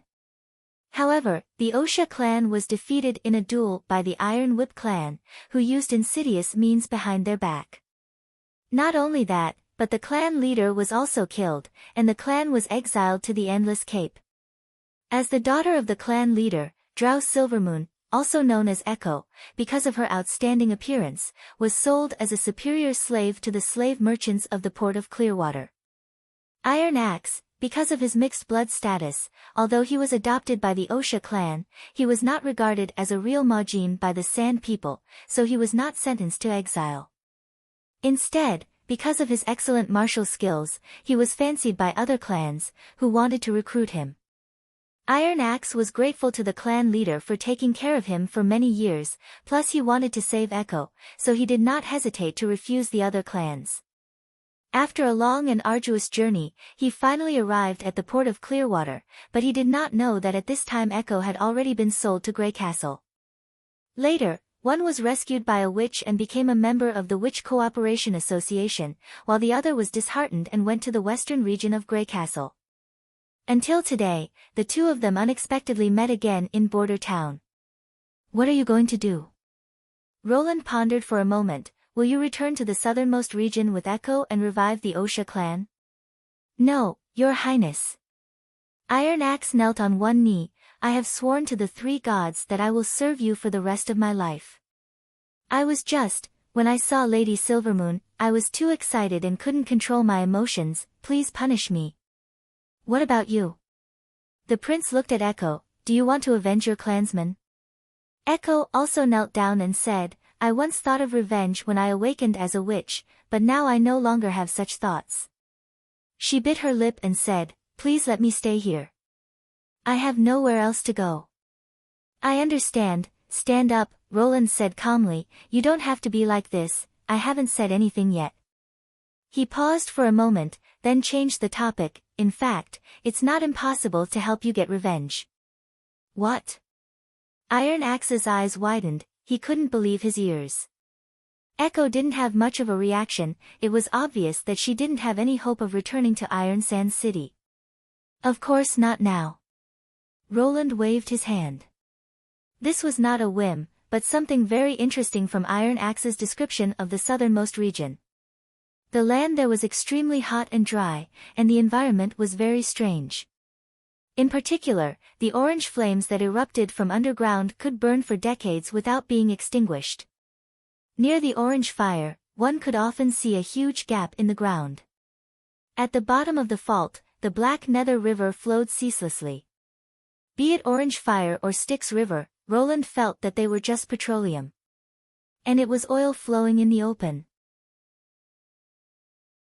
There was no need to mention how important this black liquid was to the industry. Half of modern wars were caused by it. The rise and fall of oil prices could affect the rise and fall of a number of countries, and could even change the structure of the world. If he could intervene in the southernmost region with the help of the Osha clan, maybe he could get a stable source of oil.